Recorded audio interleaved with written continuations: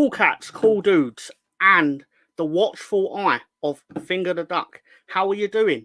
I'm not Lolo, and I never will be, some might say. I don't know who, they're obviously lying, but still, how you all doing? Awesome to be here. I got the call. I finally got the call up to the big leagues, the Stoop. It's all right, isn't it? Up here in my ivory tower. It's not bad. It's not bad. I suppose there's a... I'm listening to my imaginary watch.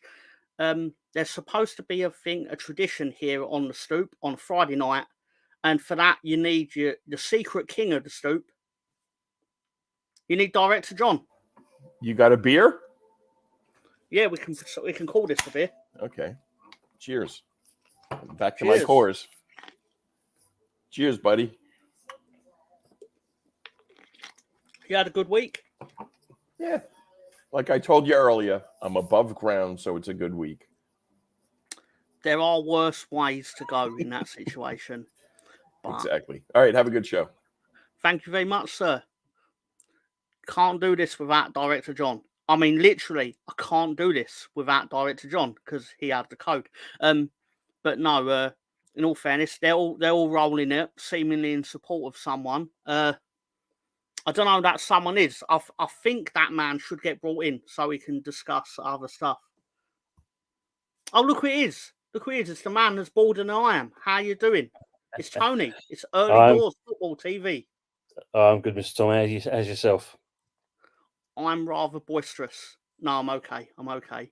I suppose the fairest question to ask is Chico Coyote a good footballer? He was a good footballer at the time for us. I must admit, he weren't bad at all. But, okay. Yeah, not bad at all. Okay, so my second question, and don't get me wrong, you West Ham fans, this is going to be really boring for you, but for me, it's actually going to be really useful. Is he going to be good in the Championship? Yeah, he should be fine for you. Should be good. Okay, so I'm expecting him to come out like Ronaldo of defensive midfielding. Anyway, but seriously, no, because allegedly we've signed him on a free transfer. Because I don't know if you knew this, but we lost both our key midfielders in the same week. Wow. Both of them. Jesus. They're both currently in surgery. No, one's definitely in surgery. And the other one is hello, Mr. Fadley. How you doing? I want to say hello to all. I want to say hello to everyone in the chat, but basically it's Anders and Tony's lot. Is it offensive to say that? I mean, because they're all fine, yeah. Hello, Tony. Oi, Tone, and all that. So yeah, happy Amaret and Brian CFC. Big up to Cole Rossi as well, and Mr. Joshy J. And Daniel coming your Spurs as well. Good to see you in there as well. Hope everyone's keeping well. Awesome. So without like trying to do you dirty or something, like if a meteorite was going to hit the Earth tomorrow, which one of your followers would you take with you in your car spaceship to save? Put me right on the spot there, isn't it? Well, as there's a lady in the chat, is have to be happy and Marit. Fair enough. There she is. Yeah. Made that kind. I should have said two really, because then that would have made it challenging. The only thing I do know, you wouldn't take Nick Fadley, would you? I just know you wouldn't. No, he's a proper rotter. He's a proper rotter because he's always trying to do me in the chat. He's always like, "Oh, where are you washing your hair?" When I'm using that as an excuse to get out of doing things. It's a lot of things you actually don't know about. But me and Nick, we have a thing. Do you use the same as me though? Wash and gone. Oh, of course. Sometimes I used to like the old polish, but going down bowling alley, put your head in the shino ballo or whatever they call it. The fact that I didn't know what it's probably called shows how truthful that story actually was. But I don't know. But no, seriously, I thought we've already done the "How are you?" So I think I'll ask you another question, Tony. What do you think of international breaks in general, and why do you hate them? Exactly, I do hate them, mate, because I think they're just a waste of time. I don't see no relevance behind it because they pick the same old players every single time, and what do we learn from it? We No. learn Rob, England. it's the opportunity to kind of play players, to give them opportunities. This is what you should really do. But when you play the same players, and look at us getting beat by Greece, and then you got Mr. Carsley turning and saying, "Well, hopefully I can go back to the under-21s." I mean, because they have quite a good team, don't they? Under 21s in general, and the other teams they play tend not to. So you don't get many Ronaldos in the 21s. But it's an easy cop out, though, isn't it? At the end of the day, it really is. It is. But no, I mean, there's not really much more you can say other than I actually like the idea of the international break when it first comes along and your goalkeepers drop the ball. Or not drop the ball, he's missed the bounce. Like, I'm sitting there going, get away from me for 2 weeks. Leeds United, get out of my house. Yeah, exactly, Hammer. Yeah. Look, only won 2 games so far, and both times had a break straight after. Yeah, not good for West Ham. It's a momentum killer. But do you think you're going to be all right? Yeah, I do believe we will be. I think it's, pardon the pun, it's still early doors. He's tinkers around quite a bit. Looking at the Ipswich game, with that, as long as he can keep that kind of that kind of momentum going, then I think we'll be fine. It's still early in the season, but I think it's now. This break gives him an opportunity to work on what happened from the Ipswich game, and let's see if he can build on from that. Because I think that's the key thing. If he doesn't do that, if he tinkers again, then I think there's going to be some serious questions asked. Do you think go back a month? Do you think having the international break so soon after the end of the transfer window is harmful to clubs? Yeah, definitely. Because what's the point? If you take it from West Ham's point of view, you got to think we signed nearly 10 players, and then you've got to try and get them to that team to gel, or even the squad, shall I say? And then you have a break straight off. Yeah, it's just kind of. I think for any team, it was weird to have it so early. I suppose the kind of positive side to that is if you get any injuries that early in the season, you've got a chance for them to recover quickly. So when you go back to the domestic football, you're fine. But I don't know, to have it so early, it just seems it's unusual. No, I agree, but a common thing that I hear about, and not defending the national break per se, but when people say oh, they should just do it at the end of the season, it's like, well, when do you do the World Cup? You have to play these matches, not necessarily the friendlies. That's not true. Those are money spinners. They're the sort of games you play when Wembley needs to be paid for, sort of thing. I get that.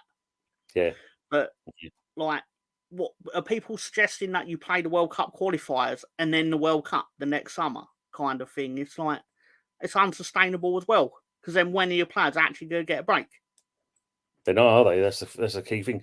Funny, we were saying before, you've got to think if you do well in the cup competitions, plus in the league, plus obviously the qualifiers, for some of these players, they're not going to have no break really, and they're going to be burnt out before you know it.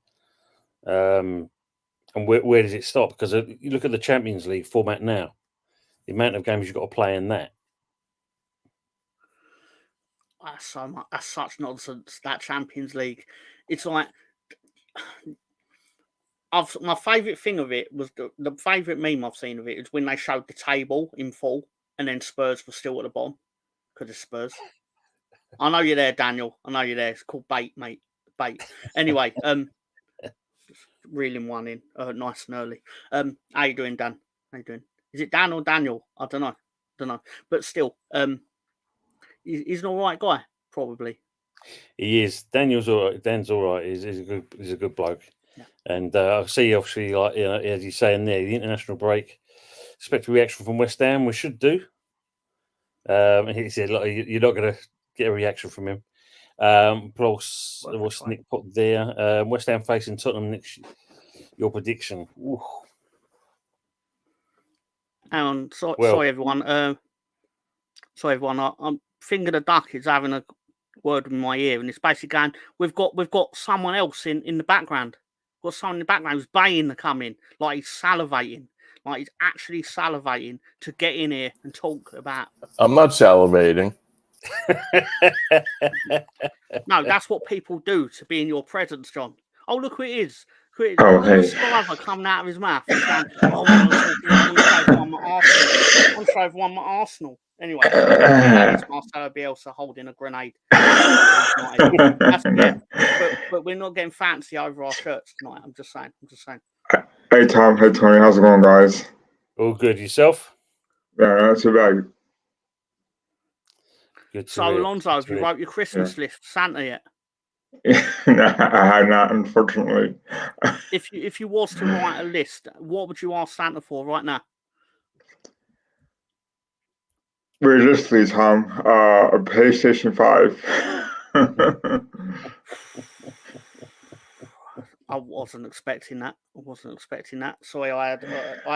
Let me dip into my list that are pre-prepared. So I had a pre-prepared list that I thought you was going to say during all this. Sorry. We've got. Oh no, that's too No, I can't say that. Can't say that one. He wants to spend how much on a what? Sorry, that's not PG. Anyway, what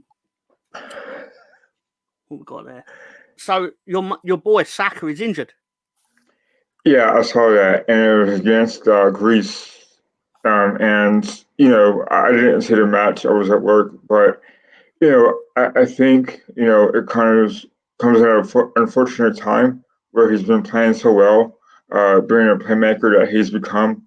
It seems like year to year we depend a lot on Saka, and I haven't heard on how long he's been out for. However, I think we have a quality backup in Sterling just in case he does get hurt. We already lost Odegaard for a long period of time. So yeah, it's quite concerning if you're an Arsenal supporter. And from what I've heard, they're gonna reassess him, I guess, when he comes back from wherever he's been playing. But yeah, again, this brings up an issue if you're an Arsenal supporter. Why do we constantly send our big name players to play for their countries, seeing how we've already lost two of our biggest stars to injury? Again, I don't know how bad it is, but it's his hamstring, I read, and that's gonna be a little bit weak. So, it's unfortunate, and it's a consequence of playing for basically playing a useless game, because it doesn't matter at the end of the day. So it's kind of a question on why he had to go. No one having it regard. So we'll see what happens. Well, thank you for that. You talk about the injuries, made me think, Tony, has any of your players got injured in the first day of the international break? As in, I think the game started yesterday. No, was it Wednesday? Game started? Yeah. The games with Leeds players started yesterday. But that's all I really care about personally. But are any of your players injured thus far? No, I think we're kind of virtually injury free, I do believe, at the moment. I think the last time one of our players played internationally was Bowen in the Euros, and he only played half or the second half of that, and he never played again. So yeah, he's not doing too bad. Good day, David, as well. Gary's in. Yeah, I'd like to say hello to BX Gunner, to Gary. I actually saw Gary last Sunday. Sorry, I said the wrong day. Sunday. I had dinner with his family, and my favourite part was when his dad paid for it. It was fantastic. I loved it. Don't get me wrong. On tomorrow's episode of The Road Trip, hosted by Gary, I will tell the story of how I manipulated the check dance. and then proceeded to explain to his dad exactly how I manipulated the check dance, which I think he kind of respected. But anyway, cool, man. how you doing, Dan? Sorry, one would say hello to Daniel. I've always said hello to Daniel. Anyway, Guna Matata. I see what he did there. Do you know that there's a new Lion King movie coming out? Randomly, that is like a prequel. Did you want to know the story of Mufasa? Well, you could probably grab the choice whether you want to. Anyway, speaking of terrible movies, has anyone seen Joker 2? Anyway, sorry, what? Actually, you kind of discouraged me from watching it, so I basically saved money a bit, right? Yeah. Don't get me wrong, I suffered it, so everyone I meet in my life doesn't have to. I mean, you can. So, in honor of Joker 2, we're going to do our own dance maneuvers, the four of us. Was it a music? I don't even know anything about it, but I heard it was a musical or something. Yeah, it had musical elements. I will say all I will say about this movie, it is so bad it actually manages to make the first movie worse. It was that bad time. It takes some doing. Like Terminator 1, Terminator 2 is better than Terminator 1, but I would not say it is so much better than it that you can't watch Terminator 1. Like, movies are better than other movies, but Joker 2 actually makes Joker 1 unwatchable in hindsight. Wow. But it was a good movie at the time. Anyway, sorry, I couldn't help myself. I'm a talkative person. Anyway, sorry, Alonso, I'm going to make up a question. So I'm going to think of a number between 1 and 3, and I want you to guess it. 2. That's number 1. Anyway, what? Sorry. It's not seen this web. It's a great thing. No. It's a great thing. It's a great show. I'm just going to pump out nonsense. So, I don't know. You should probably apologise to your audience, Tony, on behalf of... Because... No, I think they know what the show's all about, so I think they're okay with that, mate. Oh, fair enough. Hello to Anfield Uncle Rods. Wow, let's not talk about his legal background. Sorry, what?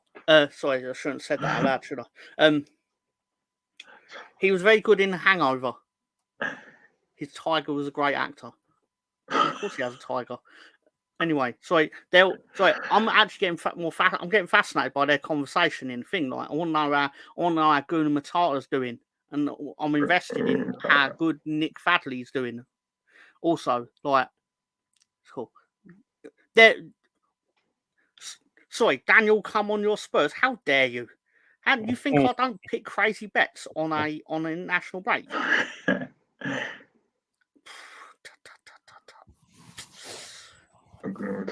Stay around, because I'm gonna pick some shit. Sorry, what? Pardon my language. That was rude of me. I shouldn't really swear on Lolo's show. Lolo's not around, though, and he won't know. When he does know, it'll be far too fucking late. Anyway, what? Sorry. What have you done with him anyway? He's trapped in the dungeon. The Dungeon of Lights. He says he's working, whatever that means. Yeah, okay. That's what I told him to write. That's what I told him to type in the that text. old chestnut. That's what we say. That old chestnut. Right. He's next. He's working. Yeah. That's very kind, Gunnar. So, do you want to take a look at the tables for the teams? I was going to say that. I want to look at the Premier League table so I know what I'm talking about, because I don't watch Premier League football. Here we go. So, wait a minute. What's that about? What's that next to Spurs? Daniel, I'm sorry you have to see this. I'm a bit embarrassed that you have to see this, but I suppose you're even more embarrassed that your team sucks. So, speaking of teams that lost to Brighton.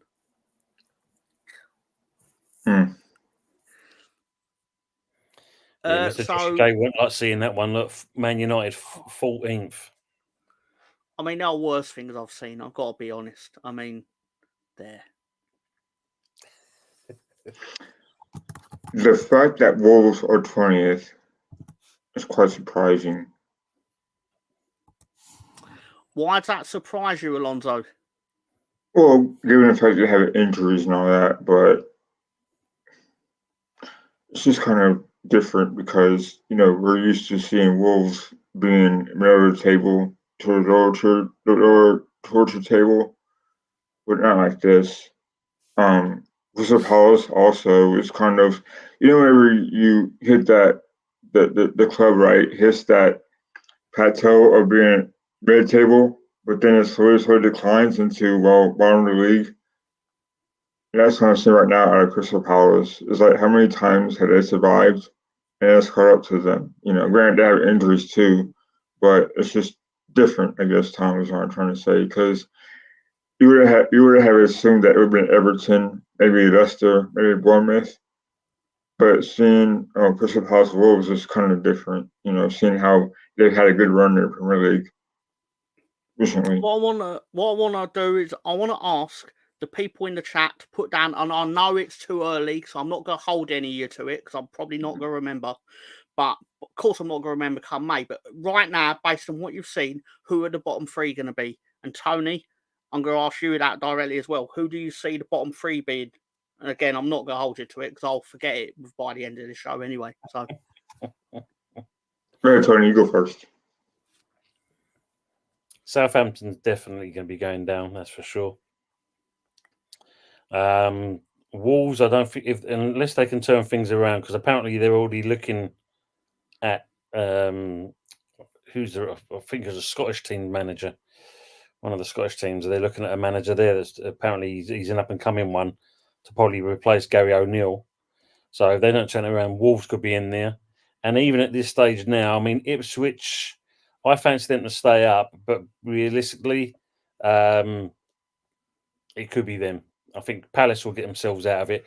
The fact that, which was I found strange, that Palace didn't really back this manager during the window. Yeah, Man United, they could be there as well. But yeah, they didn't back this manager, considering when they brought him in, he turned Palace around from the Hodgson era. And they sold most of the players off, sold the silverware.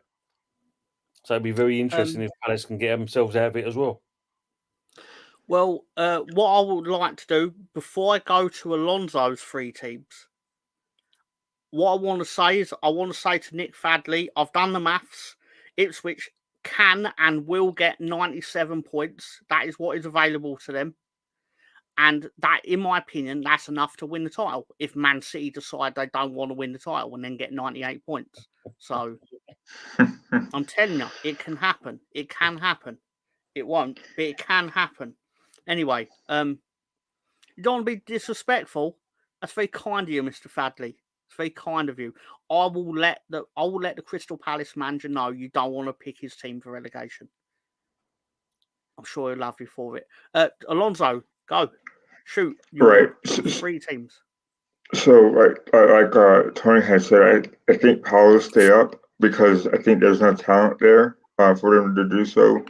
But they're not a bad team. They just have had some bad luck recently. They stay up. I think, I don't know. I think Wolves have enough. I think Everton. I don't want them to stay up any much longer than they have to. To be honest, I think they go down, and it'd be kind of weird seeing a team that get moved up go back down. So I'm hoping Ipswich stay up at least, and I see Leicester going back down. Mm. Yeah, that's a possibility as well. All right. So that poses a question, right? If you think Ipswich are surviving, I guess what you mean when you say that is basically the two of the promoted sides will not survive. Mm-hmm. Which established Premier League club that was in the Premier League last year will get relegated? Everton. United. Right. Fine. Fine. That's fine. I mean, there's no right or wrong, but it is Man United. I mean, imagine I'm how not much doing anything. It just automatically pops up by itself. Automatically pops up. He just thought of it, and our brain power made it happen. Hello, Italy Jet. How you doing, brother? He's an actual Italian jet, but he's got arms and he can type on YouTube. Sorry, he's a good lad. He's a good lad. So Man United are going down. How much money will they spend in January to try and avoid that? It's not gonna come to that. But seriously, it'd be funny. I don't know. Like I don't want to upset Nick Fadley by suggesting teams are going to get relegated after 7 games. Like I can sense he's really sensitive about it. He's like, stop doing this, Mr. Tom. It's going to upset everyone. Man United have scored 5 goals, 4 goals less than bottom of the league. Yeah, it's true. Tom, how fair is it to say that the reason why Southampton got promoted is because of defense? I actually think the reason they got promoted is because God hates Leeds United, and the football gods, because ultimately they played better than us in one particular 90 minutes of football. But I genuinely believe we would have been better prepared for the Premier League than they are. But I mean, ultimately, it changed the future for a lot of teams because not Man City, West Ham would not have Somerville if we got promoted. Brian wouldn't have Rutter. Don't get me wrong; when he plays really well, he's Rutter. But when he does what he usually does, he's Rutter. It's funny how us English pronounce things. But I still can't believe goalkeeper dropped the ball or didn't catch the ball. It's just easier to say drop the ball. I'll be an 80-year-old man and I imagine I'll be woken up by a nurse, hopefully one that looks like Pamela Anderson from 1994, who then says, Mr. Tom, why are you talking about Meslier? Who is... There you go. Oh, nice. Mainly called for it. It's that... Oh, God. Sorry, man. So I shouldn't have reacted like that. I'm sure she's a good woman. I never met her personally, but I heard she was a big fan of mine. Going too far. I'm going too far. That was going proper in the gut. I'm sorry. I'm sorry, Tony. I'm sorry. I don't mean to upset you. No worries. Nah. But I'm trying to think of what I can bring up next. So then John mysteriously uses magical brain powers to just put it on the screen. It's like, I'd hate to see Mike Tyson again. Be terrible.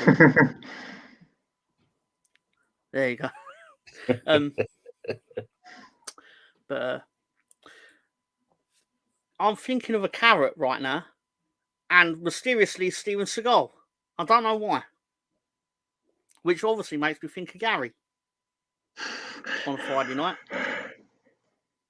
There you go. He's a great actor. I don't care what the reviews say. Do we want to get to the championship? Do you want to look at those standings, or you still want to? I hate looking at the championship standings because it confirms that my own team are in the championship. But to be fair, Dr. John, you did put it together, and it's a fine piece of work. I absolutely think we should look at the championship. Yeah, this is a thing. We could have been top. It was close, Tom. Yeah, it's very close. So for the benefit of your audience, Tony, I do support Leeds United. I am one of them. Don't know what them means in that situation, but I'm sure you can put a connotation to it. Queen's Park. You got any thoughts on this, Alonso? Sorry? Is that? Sorry, what did you say, Tony? The Queen's Park Rangers at the bottom end again. So when you think 3 former Premier League teams, and they're sitting bottom there as well. I'll tell you something that's funny, or it's not that funny for me. That Queen's Park Rangers team beat my team 4-0 5 months ago. Wow. 4-0. And not they sneaked a 4-0 win. They absolutely demolished us and deserved to win. And it makes me laugh that they're where they are, because people spent all summer going, because of that particular game. You get all the armchair pundits, which we all are, to be fair, going, "Oh, I think Queen's Park Rangers are dark horses for promotion." It's like, no, they just overperformed for one game, and then there's to an Arsenal fan, for example, Alonso. Do you feel there are teams that will play harder against Arsenal than anyone else? When if I'm not going to use West Ham. Everton rock up. Yeah, Crystal Palace rock up at the Emirates. Do you feel they'll play harder against you guys than they will if they go to West Ham? For sure. Yeah, it's happened before. It's happened multiple times, Tom. They give us draws all the time. They surprise us with a squeaky goal here and there, every so often. So, yeah, I think that it's a London derby. So I think Arsenal's a top London side at the moment. So, of course, a team like Palace or Brentford would always play harder against Arsenal. I've seen it. And I think back to 2 3 years ago whenever Brentford beat Arsenal 2-0, right? And they shocked Arsenal fans. And that game, soccer came back too early to come back to. This is when that whole soccer thing happened, unfortunately, with the England team. And just want to give them a round of applause. And they lost that game 2-0. Because they're always up for it, Tom. So yeah, Palace as well. So it's a sort of London teams that always give us a hard time, to be honest. But really, it's because you're a very good football team, right? So teams know if they don't play hard, they'll get demolished by you. Right. Like for example, I feel that the reason I bring that up is I feel like that's Queen's Park Rangers in that situation. If they didn't play very hard against Leeds United, they would have got relegated. But it cost you guys. It kind of cost you guys that first, second spot. It did. I mean, there was a lot of games that cost us that, but to put Tony back into play here, do you feel that's the case for your club? Like teams will play harder because they know they're coming to London Stadium or something like that? I think sometimes you've got a little bit of that, but you've also got it's West Ham as well. How we play sometimes, we don't help ourselves. I mean, when you're saying about teams demolishing, Arsenal doing us last season 6-0. I mean, half time 4-0, and you're just seeing the crowd leaving in its droves. I mean, I think no one expected that result. Well, I don't think anyone expected to see that kind of result in that. I don't think even Arsenal expected that scoreline. But sometimes you when it's not going for you, everything it's a domino effect. So when you get a game where a team, and no disrespect to Arsenal at that point because they were scoring goals for fun, we just was on the brunt of it at that stage, and 6-0. I mean, the funny about it, when you say as a true fan, do you stay till the end? Most people, true fans will say they will, but 6-0, it's a hard pill to swallow. But no, I think if you, full well, it's like if you look at Arsenal, City, the lower teams will sometimes give you more of a harder game than the top 6 teams. Well, they have to, or you'll pick them apart. There is that, but I think it's again when you look at it, it comes down as Damien's put there. Teams don't mind coming to the London Stadium. It's a nice away day for the teams, which is true. But I think it all depends what team turns up. Sorry.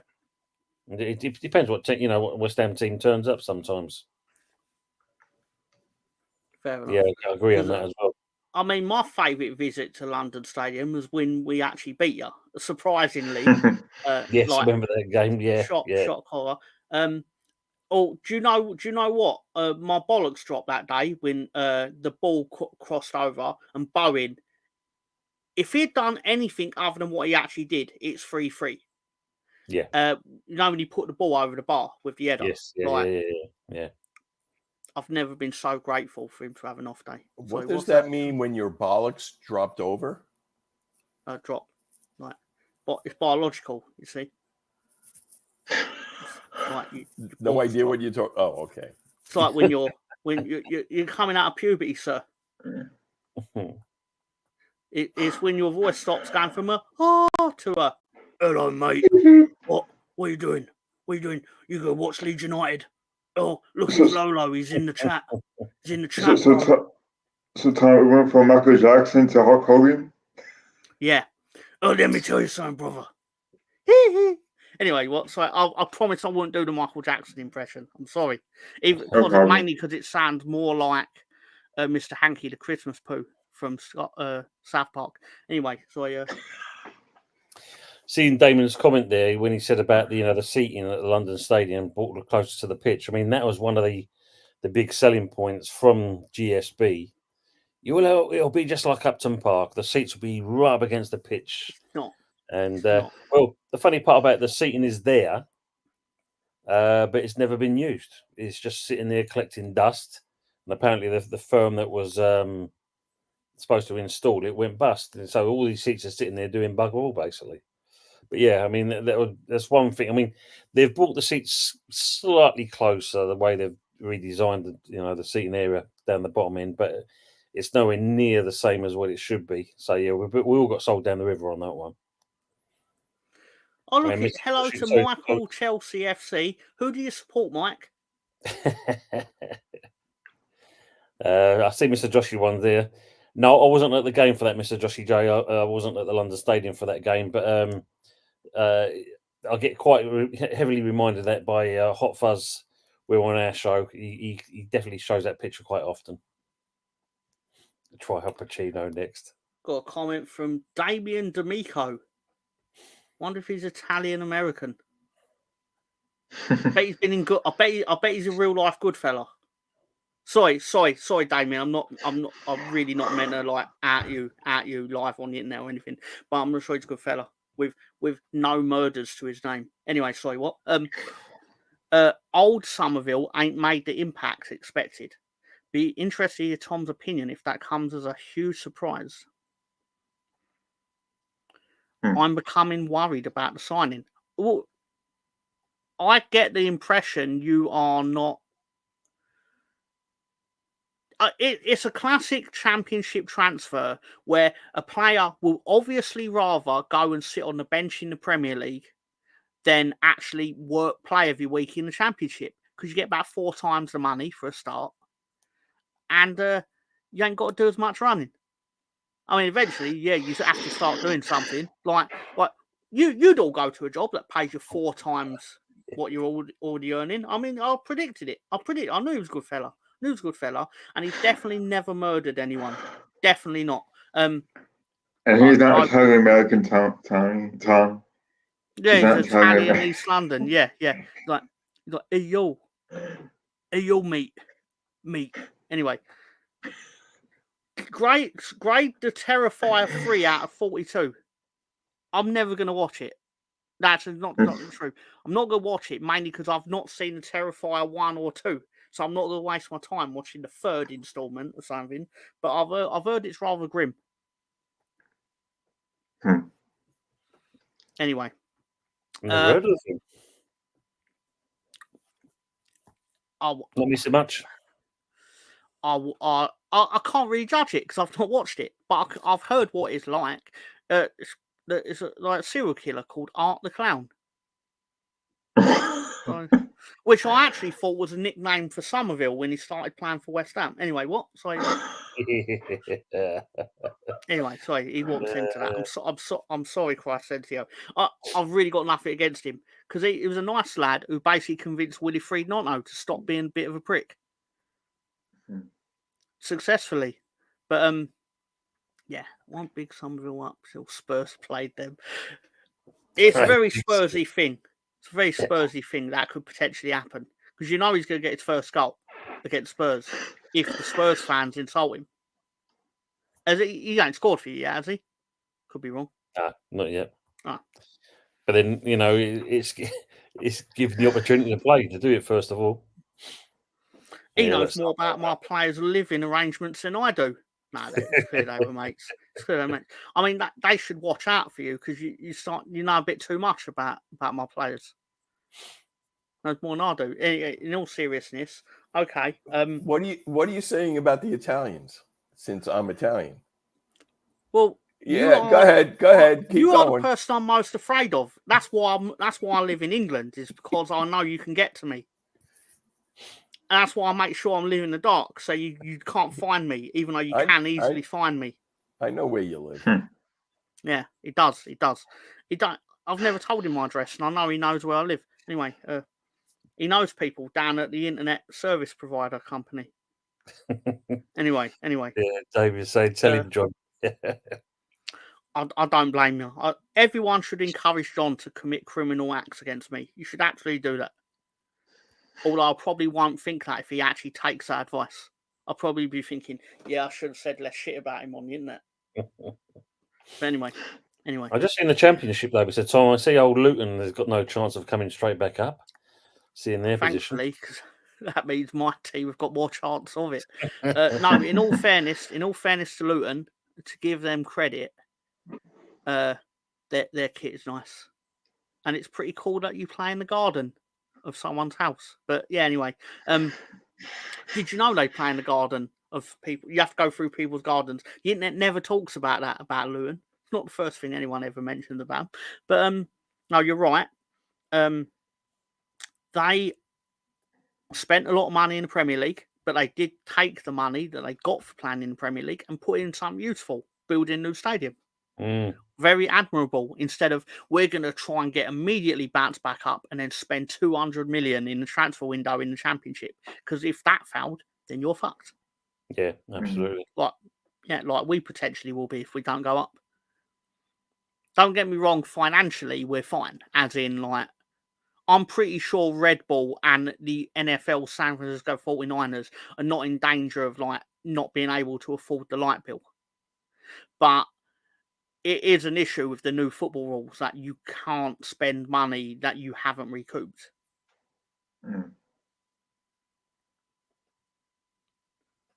Who's LB, Richo? I should put that in my notepad. They to answer the question from Damien D'Amico, I just love saying his name. It's very alliterative. You know, superheroes have alliterative names for the most part. And then I immediately gone blank and forgot names of superheroes. But that's not cool. LB, yeah, I know LB, yeah. No, he's saying it. Good. Yeah. That makes sense.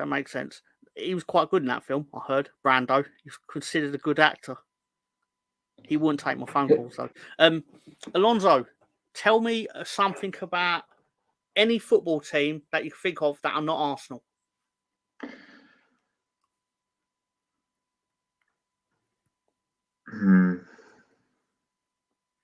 Okay. So Alonso is really up on the Premier League. I could think of it. I just don't want. I was going to say West Ham, but let's see here. I go with Fulham. Tell me something about Fulham. That they have a good player in Rutherford that we should have kept, but for his benefit, we sold him to Fulham so he could get more playing time. And he's been successful, and sneaky fucker. He's done great. Sneaky fucker. I'll basically going to tell you something about a team that's not Arsenal, and then you pick Fulham and then proceed to turn it into Arsenal players. How fucking dare you? Get it in there. Do you feel I was born yesterday, young man? Yeah, no. That's true. Tony, it's only fair I'll ask you the same question. Tell me something about, and I'll be really impressed if you manage to turn it about West Ham. I'll be really impressed. Well, I was just going to say about going on Alonso's one with Fulham and that. The one thing he missed out on there, and that they had a lifelike statue of Michael Jackson outside the stadium before. It was so lifelike, it was untrue. Really looked good. Just like the Harry Kane statue. If you've seen that one, that's been locked away in a garage for I don't know how many years because it's so lifelike. It's frightening, really. But let's see now. What team can I pick from the Premier League? What team can you pick from there? I suppose if you look at it, I think, and I won't turn it around on that, but I will say, in certain respects, one of the longest-serving clubs in the top flight, and that's Everton. Right. If you got to consider, for some reason, I'm sure Mr. Deitch must pick up all the dog shit around the stadium, around the area, because he tells all the players to tread into it, and that because I think that's how they manage to keep into the league. Because every year it looks like they're going to go down, and by hook or crook, they manage to stay up. But if they do go down, they've got a brand new, shiny new stadium to go and play in the Championship. That would be a disaster. I agree. But the one thing they can't do at the moment is actually get a new owner, because every time it seems like they're hitting the goalpost, and it seems like the crossbar snaps and someone else comes in. If Richo is still around, if it's not Arsenal, fuck him. Who let him in the chat? Who let him in? This is a hostile takeover. It's not that hostile. It's very kind of him to allow this to happen. For all your benefit, of course. Because I would have just as happily had gone to sleep after playing a game of NBA 2K24. I'm too cheap to get the latest one. Anyway, what? Sorry, that's too much. That's too much. Too much inside baseball. No, I appreciate all that stuff about Everton. But I wanted Richard to confirm. Do you have a new ownership? Because I did see in the news a couple of weeks ago that someone has invested. Yeah, Freaking Groups, Coaster. Yeah, is that the group that owns Roma? But anyway, sorry. Is he American? Is he American born? Yeah. I think I heard something about that somewhere. I think it was being a president or something. Okay, right. So I heard Tim Howard talk about the ownership because here in the States we get Tim Howard and Robbie Musto and the other Robbie who Robbie Musto, former Middlesbrough player, I believe. Yeah. He's very insightful. In his 90s Premier League. He must be a good pundit. He must be a good pundit because he did fuck all in the Premier. No, sorry, that's not true. That's not true. Don't get me wrong. He would run rings around me on a football pitch until I kicked him in the balls. So if he run rings around me, so he's already achieved more in football than I ever will. But I get the feeling that America's scraping the barrel a bit. So it's Tim Howard, Robbie Musto, Robbie Earl. Robbie Earl. He used to play for Wimbledon. Right. I have a lot of respect for Robbie Earl. He was a good player. He's a good man, yeah. And they're very good pundits, Tom and Tony. So every time I get up in the morning time, I listen to them on the pregame and postgame. And Tim Howard was talking about the new ownership that's going to take place at Everton. In a way, I wanted them to go down, but as Tony has said, that they're the most historical, they're one of the oldest top flight football teams in England. So it'd be a disaster if they don't stay up. And at one point they're a really good mid-table team at one point. And just to see them fall from greatness like they have in the past 5 years is kind of astronomical, as they say. So, I hope it works out for them and their fans. So thank you for that, Richo, because I was unsure if your ownership was going through or if it had gone off a cliff yet again, and I hadn't realised. But yeah, no, I appreciate that. Thank you, Alonso, and thank you, Tony, for bringing up something that we didn't really have any plans for. But throwing things out there, seeing what people say, because otherwise it's just me saying nonsense.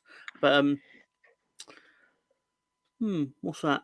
Who called Mr. Joshy? Who called you a fraud? Bald fraud. Oh no, you're calling someone else a bald fraud. That's fine. That's fine. Yeah, because I think he's saying because he uses the term bald fraud. Someone called him Mark Goldbridge, basically copying Mark Goldbridge. I'll call the Leicester manager, who's now the Chelsea manager. I'll call him a bald fraud because he is a bald fraud. I mean, he's doing all right now at the moment for Chelsea. Doing Actually, right, yep. calling it honestly, he's doing. But to be fair, I imagine you would be doing all right if you had a Cole Palmer banging in 4 goals in the first half for fun. Mm-hmm. Like the Iceman.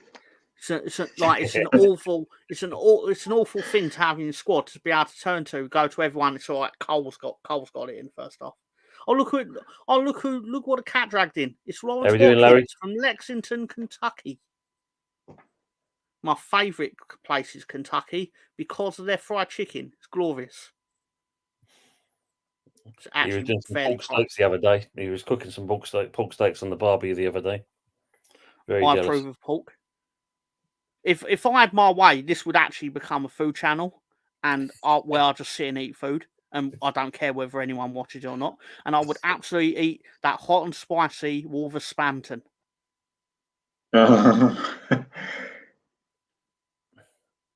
Yeah, channel. Yeah. I smell what you're cooking, Lawrence. I see. It's because I called you a cat being dragged in, isn't it? Or dragged in by a cat. I deserve that. I have to agree with okay. Lawrence right there. It's because I disparaged the Italian American community, wasn't it? Hey, Tom, can I ask Lawrence a question? Of course, you may ask Lawrence Right. a question.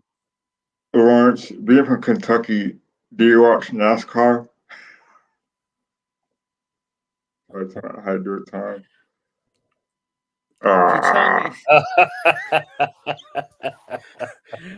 In my head, I heard that. I shut my eyes and I was like, John, please put something up that signifies he is to shut his mouth. He's to shut his dirty mouth right now. It could have been a lot worse, Tom. I could have said the Flyers are going to sign competition as the Rangers. That's true. I say a lot, but that always it's well covering where I'm thinking of more nonsense. But anyway, what's happening at Leeds lately? Well, we had the week from hell.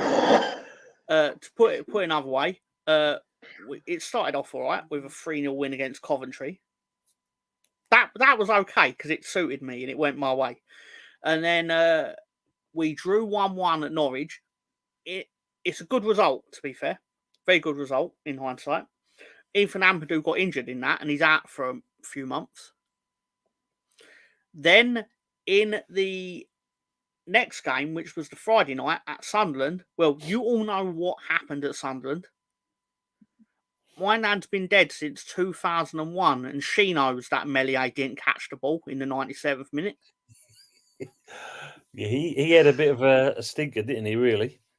And I think old Jordan Pickford picked up from him yesterday from the game. In between that game and the Norwich game, we also lost our other central midfielder, Gruev. I think it's Gruev, actually. So both central midfielders injured for months, one needing surgery. Could have gone worse. So could have gone better. But it's disappointing for that to happen in the 97th minute. But to answer your question, Richo, that's what's happening at Leeds. Oh, but we did find out that we are going to build a 53,000-seater stadium, which I will only believe once I'm sat on the fucking seat. So what's that, today I didn't meet, but I kind of found out today that so in England, do you guys have Toastmasters? Yes. Toastmasters. Okay, right. Yeah. So my mom does it, and I've been going to meetings, and one of the guys was a former congressman here in the States, here in Montgomery County where I live at in Texas. And he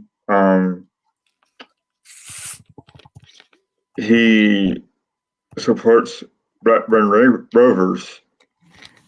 And, I asked him, I was like, remember Alan Shearer? And he said yes. And, it's a shame that it's a shame like a club like Blackburn Rovers couldn't stay up because of financial reasons. And he was talking to me about that, but then he got caught up in other stuff and he couldn't really talk more about it because, again, we're at Toastmasters. So, I always found Blackburn Rovers a fascinating club because they're once a great club with great support. And now they're in championship for like thousands of years now, kind of. Well, right. So, at what point do you guys see them going back up, or is there a chance that ever it will go up, or is there still financial problems with that club? Just curious. I personally don't think they are going to go up this year. I could be wrong, but you've got to remember with Blackburn is that they are the original Manchester City. They were the first team in the Premier League era to actually be like our owners actually willing to spend loads of money. Like off the top of my head, I think in the first season of Premier League or around that era, they spent about 40 million quid, which at the time that happened, the world record transfer fee would have been about 5 million. I don't know if Tony was going to say something about Blackburn or not, but yeah, I think you're not going to see them come up. That's for sure, because I think the Venkies themselves are struggling financially, business-wise themselves, and I can't see them putting much investment into the club anyway. So unless someone comes in and buys the club, then you might see some kind of movement. But other than that, I don't think Blackburn will see them returning for quite a few years. Oh, wow. Congratulations, Richo, on your retirement. I'm not mocking Richo with this because it's not his fault, but when they talk like a politician or something that or someone's died or that, and the priest at the funeral always go so and so and their beloved Aston Villa, or Prince William goes to the Champions League match to watch his beloved Aston Villa. Why is it always beloved? Why is there no other descriptor to describe someone and their football team?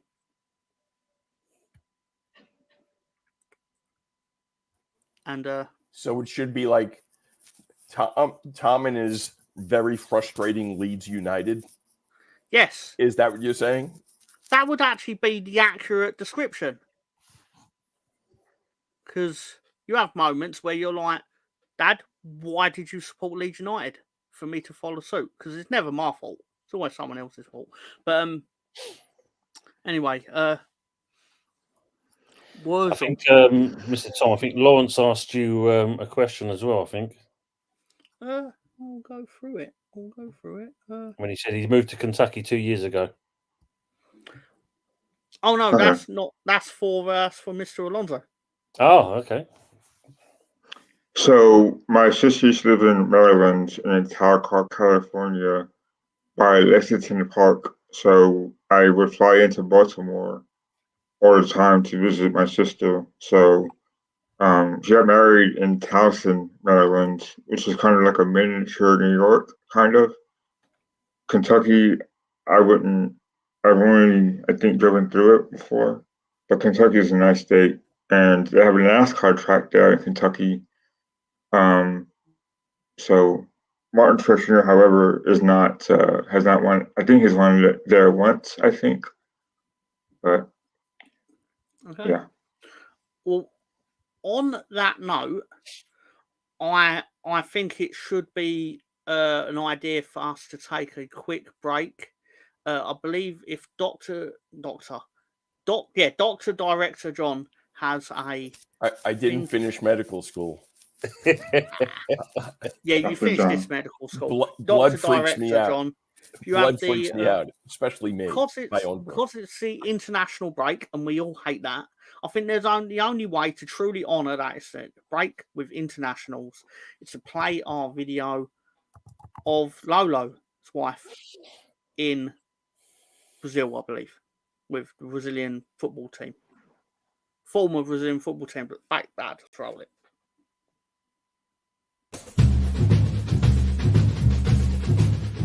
On the Stoop. Hola, ¿qué tal a todos? Soy de Nilsson, desde Brasil, desde aquí del Estadio del Palmeiras. Mando un saludo a todos y mucha salud a nosotros, ¿vale? Un besito, hasta luego. Hola Lolo, soy Nilsson, ex-jugador de Brasil, de Lyon, de Barcelona. Estoy pasando por aquí para saludarte a ti y toda la gente que te acompaña en el programa. Fuerte abrazo, Dios te bendiga. Olá, soy Zé Roberto, pasando para saludar a Lolo y los seguidores de On The Stoop. Saludos. Muy simples, ¿vale? Venga. Mira, son dos saltitos.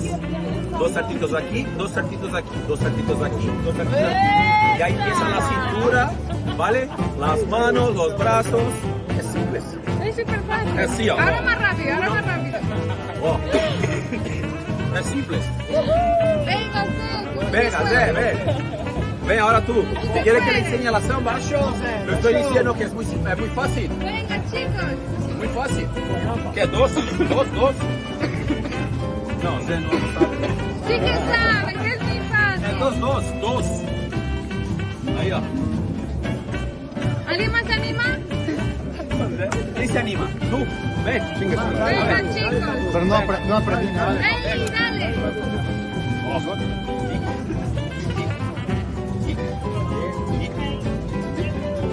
Hay que saltar un poquito, ahí, salta un poquito, ahí, papá, ahí, ó. Tiene que saltar, pero no mueve los brazos, mira.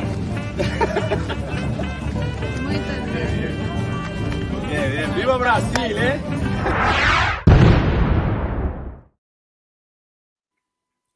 For anyone who doesn't know, that was Denilson, who was at one time, I believe in 1998, he was the most expensive player in the world. He was purchased by Real Betis. I believe it was £22 million. And then they promptly got relegated. It's true. And also, Z Roberto was spotted there. Most known for playing in the very good Bayer Leverkusen team that made every final, including the Champions League, and lost all of them in the same season. And then obviously went to Bayern Munich, because if you're any good footballer in Germany, they will buy you, basically. And that's how they maintain their iron grip at the top of German football, usually. And they do it they do it my favourite way. They basically convince the player to not sign a new contract, so they haven't got to pay for the player. Genius. A member of the chat, basically, I just off the top of my head, his name's Mr Tom 28, suggested, are England the Spurs of international football? Which leads to another question. Are Spurs the Everton of the South? I'm sorry, Richo. But, you forced my hand by bringing up Sunderland in 73. You forced me. That's true, they do. Daniel, come on, come on. I can't help it. Me and Director John, we have a wavelength, and we just know when to go after Spurs. Usually after a defeat, so after most games. Are you saying I think like you? Oh, fuck! I got to get a life. Nice one. Yeah, it's true. It's a fair point. John. And if I say it's not, he'll probably have my legs broken by the end of the show. So, by a good fella. Yeah, by David D'Amico. He technically probably lives near me as well, so I'm kind of wary about that. So I know you mentioned East London. So I do have that. I have exactly that. But by 10,001, I'll probably mean like 100 or something, because international football's rubbish. There's no money to be made in international football unless you choose something that's definitely not going to win. Speaking of which, Director John, is there any chance you happen to have Betting in the Dark with Mr. Tom queued up? What's that? Betting in the Dark with Mr. Tom. Come on, love, place your bets. Hello, everyone. It's Cyril. It's Cyril, the football picking duck. Cyril. Cyril. It's the world famous Cyril. Cyril. Got his bow tie and everything. He will refuse to come on here if he doesn't have his bow tie. And yeah, I'm from the asylum. No, East London. I actually live about 10 minutes from West Ham Stadium. Anyway, we start out with John's low-key favourite team. He'll never directly admit that they are his favourite team, but it's tradition. On the Stoop episode during the national break, why'd you hate Cyril? I'm prepared to do away with all this. Why do you hate Cyril, Lawrence? What's he ever done to you? It's this duck you need to watch out for. He's the one that thinks your team stinks. Anyway, what? Sorry, what? Anyway, what? Yeah. So basically, we've got a Cheltenham Town versus Swindon Town, the musical, as depicted by this playbill here, and I've got it finished as Desmond Tutu. Haha. Glatzel to score first because the only Swindon player I actually know, but he is a striker. I think he scored against Leeds once during the lockdown for Cardiff. Anyway. And then Manny Norkit because it's the funniest sounding name for Cheltenham. Tell me what he looks like. I couldn't tell you. But still, that will pay out 159. Oh, sorry. Do apologise. Getting ahead of myself. This is where I'm required to do a disclaimer. I'll pretend to be Lolo for a second. These picks are so terrible, they're not intended to be taken seriously and they should be used for entertainment purposes only. But if you are to do it, when the fun stops, stop.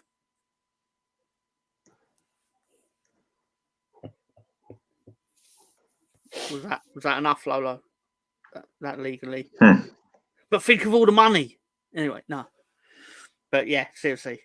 To my knowledge, this is 21st versus 20th. So there could be lots of goals. It just depends on if the defence are worse than the attack. Which it probably is, to be fair. Anyway. Dr. John, could you please go on to slide 2, if you don't mind? It's the United States versus Panama in an international friendly tomorrow. And we've got Panama to win, mainly because it pays the most money. But also, in any international match recently, which is of any significant importance, Panama beat you. They beat you in Copa America. They qualified for the 2018 World Cup by beating you. I don't think this is an unfair shout, personally. They are managed by former Leeds United manager, Thomas Christensen. Genuinely true. He was one of our 700 managers during our exile from the Premier League.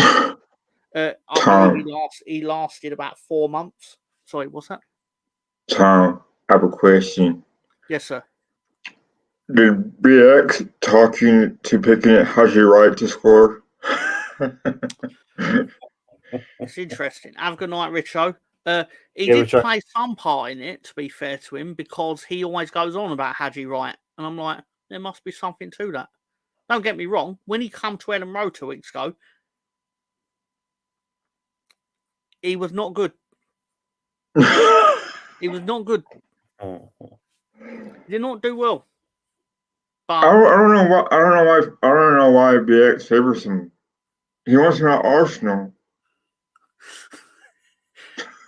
Yeah, but if you bought players based off of BX Gunner's wins, analysis, you'd have quite the mix of characters and Rafinha. But anyway, gonna dash. Have a good night, buddy. Have a good night. Buddy. Have a good weekend. Enjoy your Sunday. Enjoy your Monday morning. I'll keep this going forever until someone stops me. But yeah, that's pretty funny, huh, Tom? I mean, I don't know. To me, he has the skills, but whenever you ask him to play for USA and or Coventry, what do you expect from him? All I'm saying is, and I'll give you the credit, BX Gunner, is that he is a good footballer. He's a great footballer.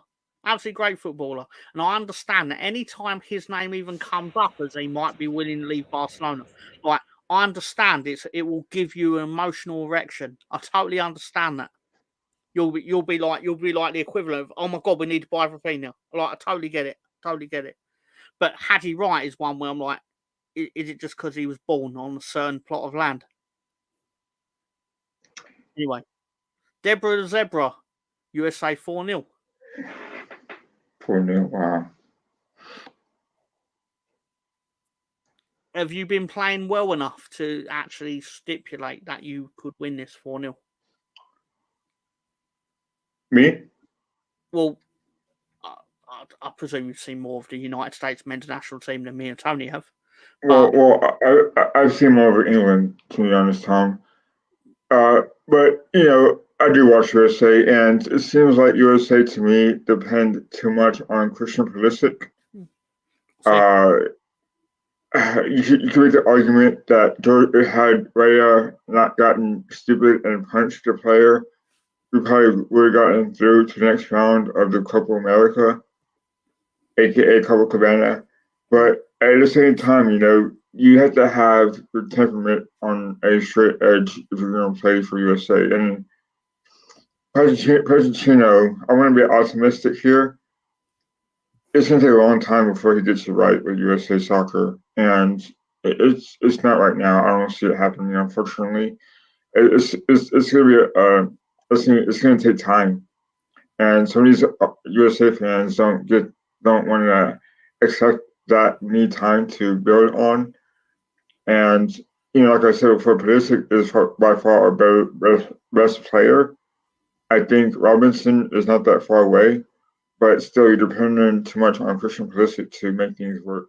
And we need better athletes and better soccer players if USA is going to succeed on a world stage.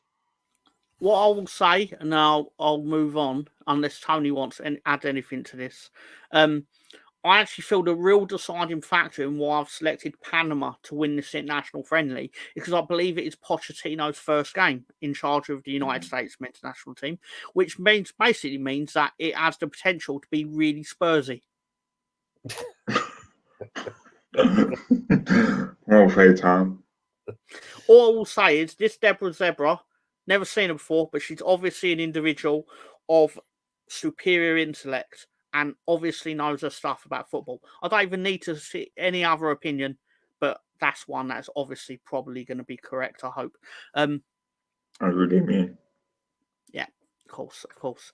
And just the name Zebra, because I'm now picturing a zebra that can type. It's typing about Leeds. I'm like, it's impressive. Director John, if you don't mind, would you please go to the final one? And sorry, I don't mean to rush anyone, but if you were to do this, you have about an hour, because I think this game starts now, not now, after the show. I was really there was no. Oh no, Debbie Lewis. Why did you change your name to Deborah Zebra then? So, just a fair question. Was you kidnapped? Did you fall into the zebra enclosure? And they were like, you change your name right now. Anyway, Uruguay are going to win because it's Peru and it's Uruguay. Nunez is going to score. Not confident he's going to score first, but because there's all that turmoil. Who is right? Is Luis Suarez right or is Bielsa right? Now, I'm not going to pick sides, but I am going to say it is the word of a known racist against the word of the greatest man that ever lived, Marcelo Bielsa.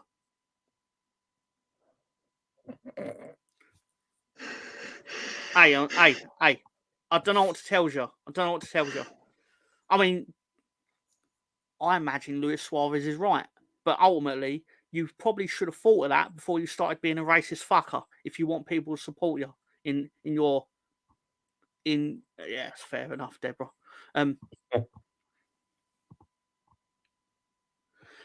That's a great idea, Lawrence Watkins. Can you post Tony's channel link so people can join his channel, even though most of the viewers in here are already members of his channel?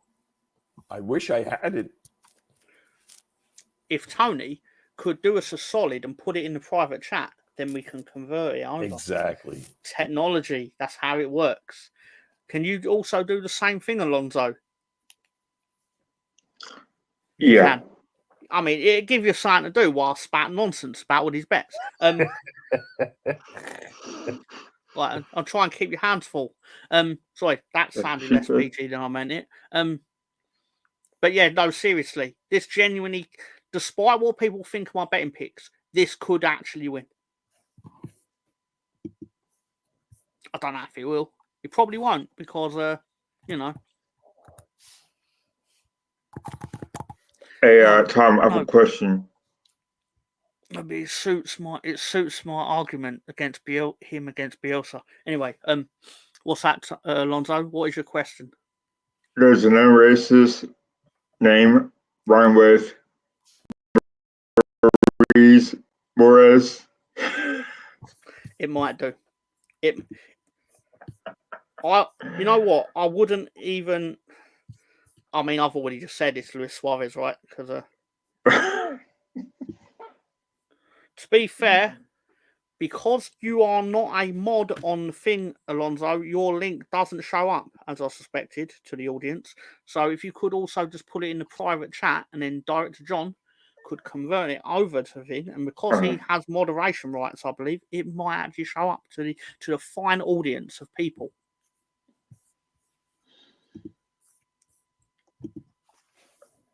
Lovely jubbly. And also, if Dr. Director John would not mind, let's go to the secret fourth one, the magic 3. If you do all 3 of these without the correct score, you can turn 1 into nearly 41. A little bit more if you're American. A little bit more. I'm telling you, I think this is a great deal. It's a great deal. I'm making it sound like I'm Don West or something, like trying to sell stuff on the Home Shopping Network. But why not? Why not?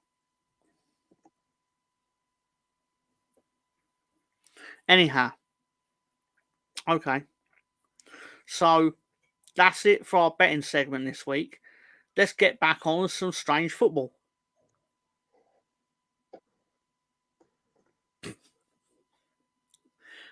I love the freedom I feel right now. Before we go on, I got a phone call again about our new sponsor that you're going to have to talk about, Tom. Oh, I love talking about sponsors. We've got a mystery sponsor.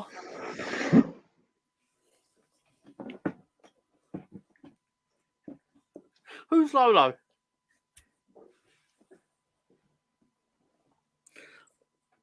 Friends, are you low on energy and do you feel tired all the time? Having problems in the bedroom?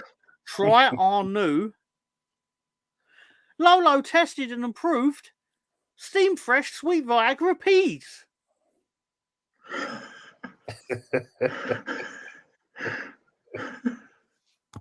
Jesus. And you will get at least 2,000 peas in every bag. Don't quote me on that. Call now, our pharmacists are standing by. Sorry, I had to do it. Hey, like it says, I got 2 kids. So it works. Everyone is laced with at least 5 Viagra tablets, I hear. Tom, I've been told to retract that by the United States Medical Agency, whatever it is. Sorry, go on, Alonso. Can you tell the audience where they can find said product? You can find said product on the Stoop, full of all necessary vitamins and minerals. The FDA, thank you. You have to call now. Our pharmacists are standing by. By a pharmacist, does that mean that Dr. Director John is going to get a phone call? Exactly. He's going to pick the phone up and go, Dr. Director? That's right, I'm a doctor and a director. I'm going to direct these peas into your mouth because your pee is going south instead of north. Anyway, what? Sorry, that was too much. Oh my God. Hang on, I hear the word wolves. That's our magic word of the day. Wolverhampton.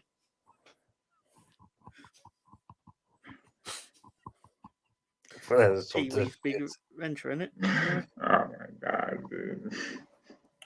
What I actually wanted to do as a pick, there we go. What I actually wanted to do as a pick initially, right? And unfortunately, it wasn't available at the time when we were actually sorting out this popular and great segment. It's not me saying that. It's not me saying that. But basically, what I would have actually suggested is I think that the New York Rangers are going to defeat the Utah Hockey Club in the National Hockey League by a score of 4-1. And that could have turned 1 into 15.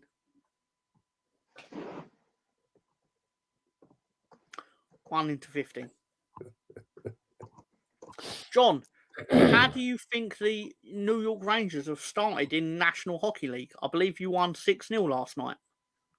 Oh, look, it's that Philadelphia Flyers. Oh, man. Come on, John. Ouch.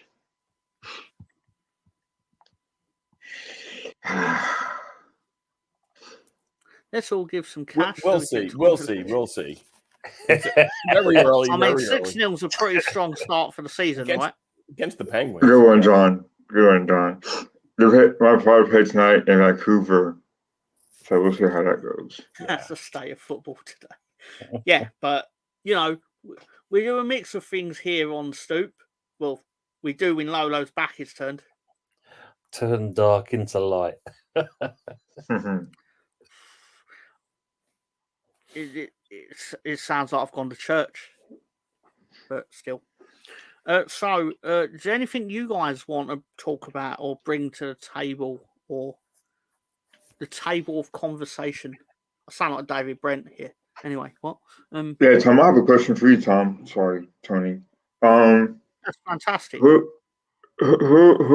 in the championship is most likely to stay up and get sent down at this moment in the season? Just curious. Just for kicks. No, it's a great question. Thank you, John. If you could do me a favour and go to the bottom half, thank you. I actually got a feeling Cardiff are going to turn this round. Personally, I think they will. I didn't realise Luton was so low down. So I knew they were struggling, but I didn't realise they were actually like straddling the line. I think Portsmouth are going to struggle because I mean they've not won yet. Mm-hmm. I personally think I think they put all their eggs in the beat Leeds United on the opening day basket, which they didn't get. But I think they tied themselves out for the next 2 months. But is what it is. It's really hard to call in this league though, because by the nature of having 3 games in a week or in a 6-7 day period, you can win 2 games and then find yourself flying up the table. Yeah. I mean, or like, falling down it. Yeah, sorry. Just saying about Luton as a thing, because I mean, like Damien's asking, how are they down there? I mean, have they sold a lot of players, or are they just kind of struggling in the league itself? What I think happened, I could be wrong, because I'm by no means a Luton expert, of course. But what I believe has happened is, like, they brought in 2. I think they had Ross Barkley and Andros Townsend, and they basically left. I mean, I am guessing they never gave any pretenses that they were going to be willing to play for Luton in the Championship, but they risked that. I mean, you kind of had to. But as we were saying earlier, they brought all their money went into the stadium. So basically, they are back in the Championship with a lot of the players that got them promoted to some degree. But at the same time, they overperformed to get promoted. And you can't expect them to do the same thing for a second season in the Championship. This is a natural thing that happens. That's a good shout from Arsenal manager. Do you know there's a team in I believe the English fifth tier that have played in the Premier League. Oldham Athletic. The Oldham, yeah. Yeah, they were That's in the about first definitely a 2 fall of seasons. grace, that one, isn't it? Yeah. Who am I thinking of? Bradford City. I think they're in League 2. They played in the Premier League. Yeah.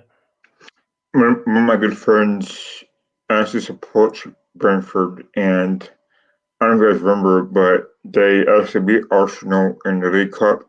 And went to penalty kicks. Yeah. And you had center backs taking kicks. I'm like, what are you guys doing? You know, so that was when Wenger was in charge, and that was when they wore those ugly yellow maroon kits for Nike.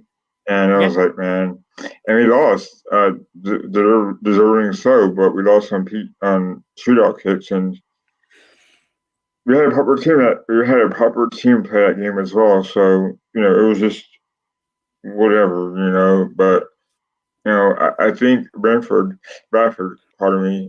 Strictly true Arsenal maniac. Sorry, Alonso, don't mean to interrupt. They actually won the 3rd edition of the Premier League.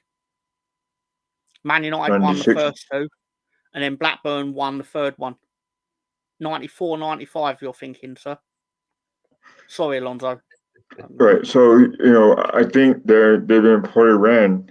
Tom and Tony is like, they're a team that you would think have the most, historically kind of, I guess, club in England. They should always be up there with, not entitled to, but ought to be at least in championship. And they haven't really been there since they had financial problems. What but team yeah, are you talking about, Alonso? Bradford City. Bradford City. Yeah, I thought you were. Do you know Bradford were in the Premier League so long ago that they beat Liverpool 1-0 to survive on the final day? And that meant that Leeds United qualified for the Champions League.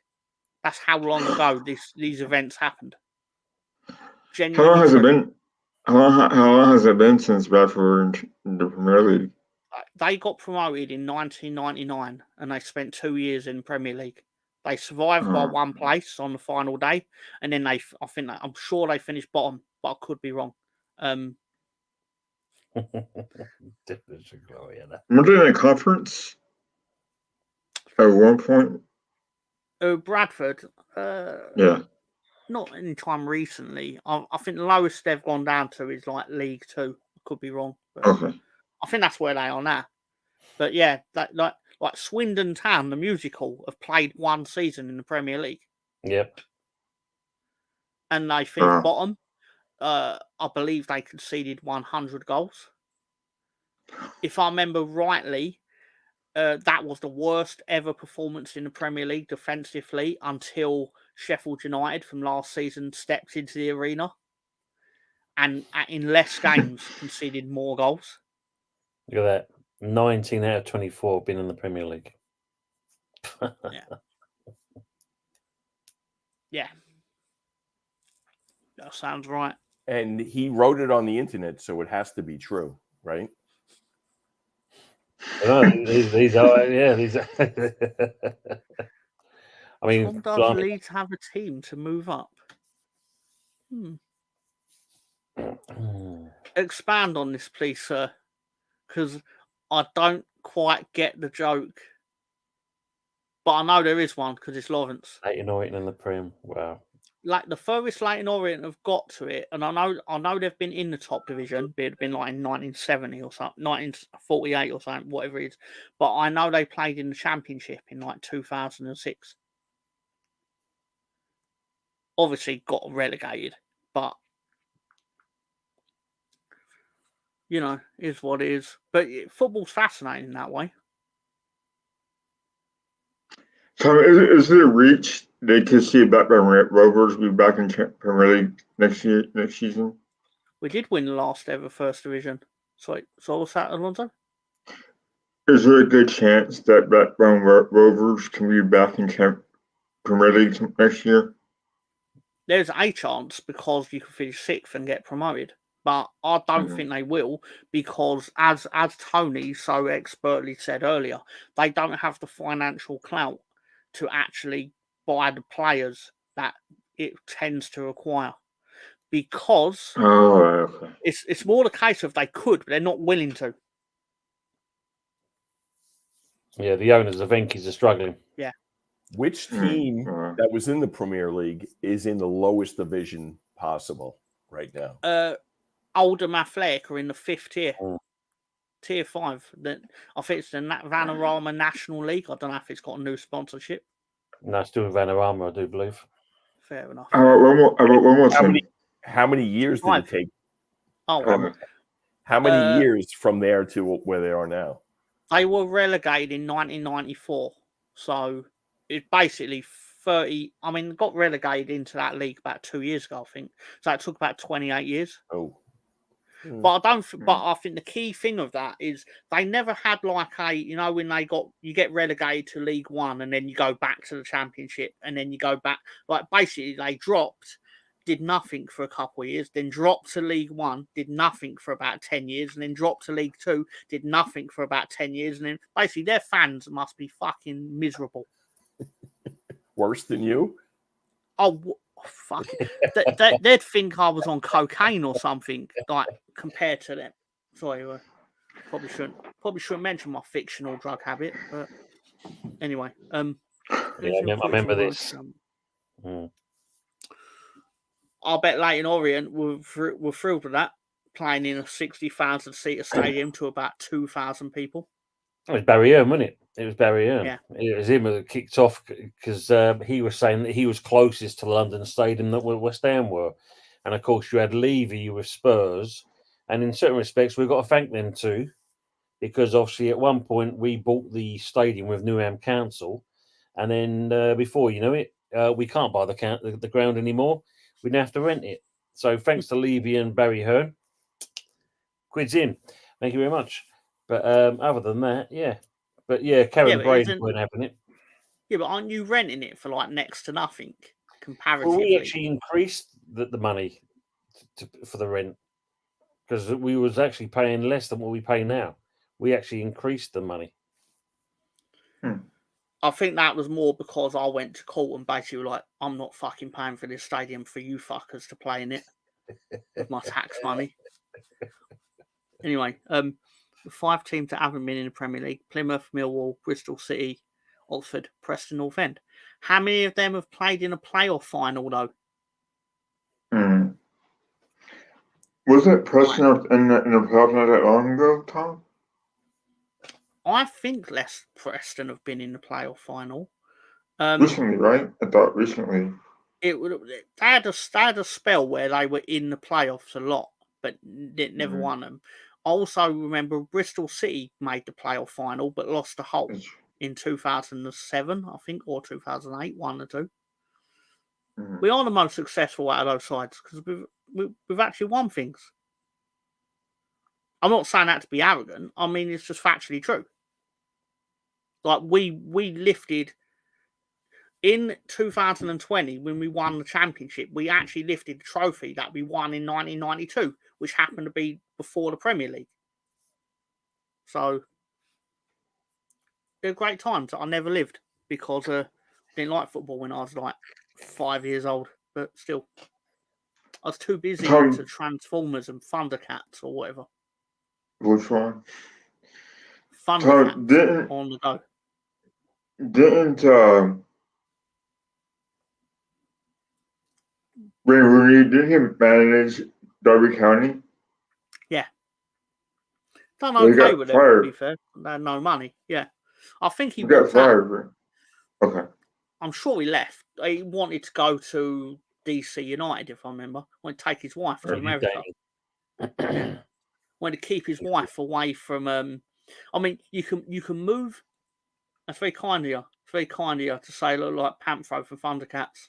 I don't even know. I mean, like, I don't even know what degree of insulted I should be. But at the same time, I've asked him if he was a murderer within 10 seconds of meeting him on the show. So I kind of deserve it. So please proceed. God. You can say it's a bit of a compliment as well, Mr. Tom, because Panthro was the remember right, he was the muscly one. He the was. muscle one. He was. Yeah. He was like, you motherfucker. Anyway, what? And he said it's a compliment as well. Damien's even saying that as well. Yeah, it's very kind of you, Damien. I've always said from the moment I saw you, despite the fact that I was unsure whether you could have me killed with a click of a finger, but yeah, you're clearly an astute individual that knows what he's talking about when he's comparing people to Thundercats. Tony, but to be fair, Tony, Tom is a muscle with his show, right? Yeah, exactly. Peter Ridsdale went on to kill Leeds no later. Oh wow! Oh my god! If I saw Peter Ridsdale in the street, I mean, don't get me wrong, I'm doing the tone that I would actually punch him in the face. I wouldn't. I'd just go, Mr. Ridsdale, have you got a fiver? Because you clearly have money when you shouldn't, because you fucking bankrupted my club. So love the goldfish. Hey, love the goldfish. Oh, that goldfish. That's actually the least egregious part, but it's actually the one part that everyone talks about, rightly so. Because, like, you know, I'm sure most businesses spend £40 a month on goldfish. Because what's he the chairman of now? What club is it he's at now? It's is it Preston North End? I think it might be actually, yeah. But he also had Cardiff in that time, so he's actually done 2 clubs. If I remember rightly, could be wrong. Yeah. He's been a few places. I mean, he sits there and goes, I tried to buy the dream. No joke, do you think Leeds have enough quality on team? Yes. Yeah, I do, because I think we've replaced the players. We did sell quite well. But it's the sort of thing that we need to go up, because the longer you're in the Championship, the harder it is to get out of the Championship. It's unsustainable. Like, it's really fun when you're winning most weeks in the Championship. I'm sure you could, like, being in the Championship is dog shit. I'm sure it's West Ham fans. You know exactly what I'm talking about. It's dog shit. But it is fun on a Saturday night when you've won 3-0 away at Blackpool or something like that. Like, seeing your team score more often than that you concede in the Championship is actually quite fun. It becomes less fun when you realise that the prize for it is actually going into the Premier League and getting beaten every week, as Southampton are discovering. Yes. I mean, it's not an easy league to get out of either, is it? The Championship, that's for sure. It's unsustainable. If you don't get out in 3 seasons, you're a Championship club. Yeah. Forever, basically. Unless you get really lucky and like ride like an Ipswich level wave of momentum. But other than that, it's actually about £135 million worth of players. The thing is that in the Premier League, we'd spent 100 million on players. So obviously, money don't grow on trees. You have to sell players. So a lot of Leeds fans are assuming, why haven't we then gone and bought out £130 million players? Have a good night, Lawrence. Sorry. Sure. Anyway, my apologies. I'm in full flow of nonsense. But people are like, why aren't you replacing your £130 million sales with 100? It's like, because we're paying for all the players that flopped in the Premier League. Mark Rocker, Christensen, Brendan Aronson. These players. Apparently, you need to pay cash for these players. I didn't know. I thought it turned out if they weren't very good, you just sent them back to Red Bull or whatever. But not true. Hey, Tony, I have a question for you, Tony. Sorry, Tom. Yeah. No, go on. Tony, so when I first watched the Premier League back in 2008-9 season, why do Burnley, West Ham, and Aston Villa all have the same color kits, like burgundy and blue, I guess, or light blue? Is there a reason behind that, or is it just how it was? You know, and don't quote me on this. I'm sure it was Burnley that originally had the claret and blue. What did we have originally? Because someone did say this last year, and for the life of me, I can't remember what it was now. I think it was the orders got mixed up. So when they shipped them to the wrong places. I have the answer right here. As soon as I saw this question, I thought I better take a trick. I better take a trip to the Wayback Machine, otherwise known as Google. Other search engines are available, but why would you use them? It's far easier to use. Anyway, sorry. Anyway, Burnley adopted the colours of claret and blue as a tribute to Aston Villa, who were Football League champions at the time. Fuck, that must be a long time ago. Must be like 100 years or something. Burnley's nickname is the Clarets because of the dominant colour of home shirt. Here's where West Ham come into it. West Ham's colours are the same as Aston Villa's because of a bet made in 1890. It was 100 years ago, 1899. Bill Dove, the father of a West Ham player, was challenged to a race by 4 Aston Villa players at a fair in Birmingham. Why are you going to Birmingham in the sorry, I'm just... The Aston Villa players lost the race and couldn't pay, so gave Bill Dove their football kits. You won their football kits. You won their football. You won Aston Villa's football kit. Villa shouldn't be wearing claret and blue. You lost your kit. You lost your colours in a race. So it just shows you how slow they were back in the day. Thanks, Tom. Thanks, Tony, for your input. I'm always curious about that because it's like it has similar colors, similar kits, right? And it's like, wow, I never knew that. I still think it was a DHL mistake. They shipped them to the wrong place. And DHL with their horse and cart mixing it up. John, that was an American response, huh, John? America. Yeah. Anyway, yeah, it's a great question actually because I didn't know that. Yeah, I thought it was Burnley first of all, but when you said about a Villa now, then as a tribute kind of thing, big up Trip, probably you will. Yeah, so I thought it was Burnley that had it originally, but you enlightened us with the Aston Villa element. But it just shows you Aston Villa involved in both parts there. Yeah, because I was always curious because I remember one year Villa wore the Acorns kit sponsor, and it had Nike as well. I remember who West Ham were sponsored by the 2008-9 season. Do you remember, John, what their kit sponsor was? Was it Puma? Or no, it was Umbro, right? Was it Umbro? I think we've got Umbro now. What was it back then? I remember when you had Fika. Yeah. Fever. Remember Fila? Fila was also one of them too. Fever, yeah. I know. Not Admiral. Would it have been then? Might have been Umbro. Thinking about it. Okay. We've used them again now. Obviously, I don't know the degrees to which your followers have supported West Ham, etc. However, for disclosure, my brother supports West Ham United, so hence why I'm well used to West Ham lore and things like that. So I know more about West Ham than say the average Leeds fan. I'm not saying I know everything. There you go. Because I don't care. Pony. I don't care about it to know. Yeah, Pony. It's true. But I remember when West Ham bought a player named Paulo Futre in 1995. And spoiler, I don't think he even lasted a month at West Ham before deciding I don't actually fancy living in England. Mm-hmm. My brother had bought the new away kit where he had the new. I mean, he was 8 years old. He ain't buying shit.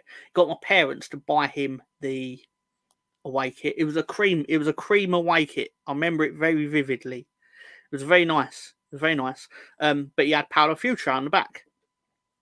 I think you bought him from AC Milan, if I remember rightly. It was a big deal at the time. But obviously, it was an even bigger deal when my mum phoned up and was like, "I want to send this kit back." And she was like, "Oh, the fucking war that went down over this fucking shirt." Cut long story short, turns out you can't return a football kit in 1995 that has a player's name. You take that risk. It's like, no. How are we to fucking know that he's going to decide he doesn't like fucking bangers and mash? True. That is You know, true. I can't remember who you sold him to, like Benfica or like. I don't think you made a loss on the deal, but I'm going to put the link out, so if anybody wants to join in. who wouldn't want to join in? I have Who no would idea. want to meet why their? Who wouldn't want to meet their heroes? Trip saying, "Wait, Tom is a Leeds fan." Yes, he is. Tom, Tony, it was him, bro.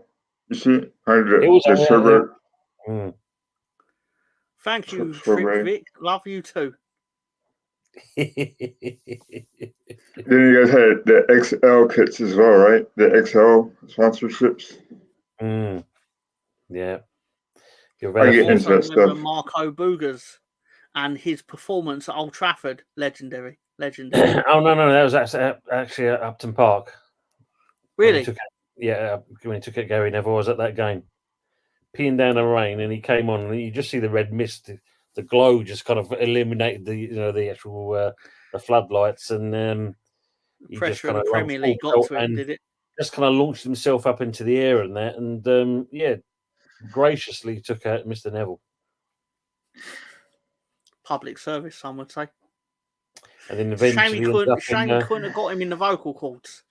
He went that far for it for what he did, and then of course he ended up living on a caravan in Canvey Island with the spoils of his 6 months at West Ham or wherever it is. Outrageous. I mean,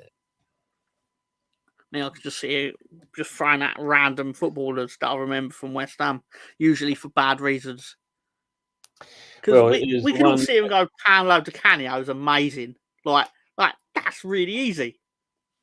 Well, you got to think of. I think was it Sheffield Wednesday or United. I think it was that game where Ian Dowie came up to defend, and the ball got launched into the box, and it was a great finish. He headed it into the top right-hand corner, bullet header, and his face was a picture. Like he looked at, Ian Dowie's face was a picture.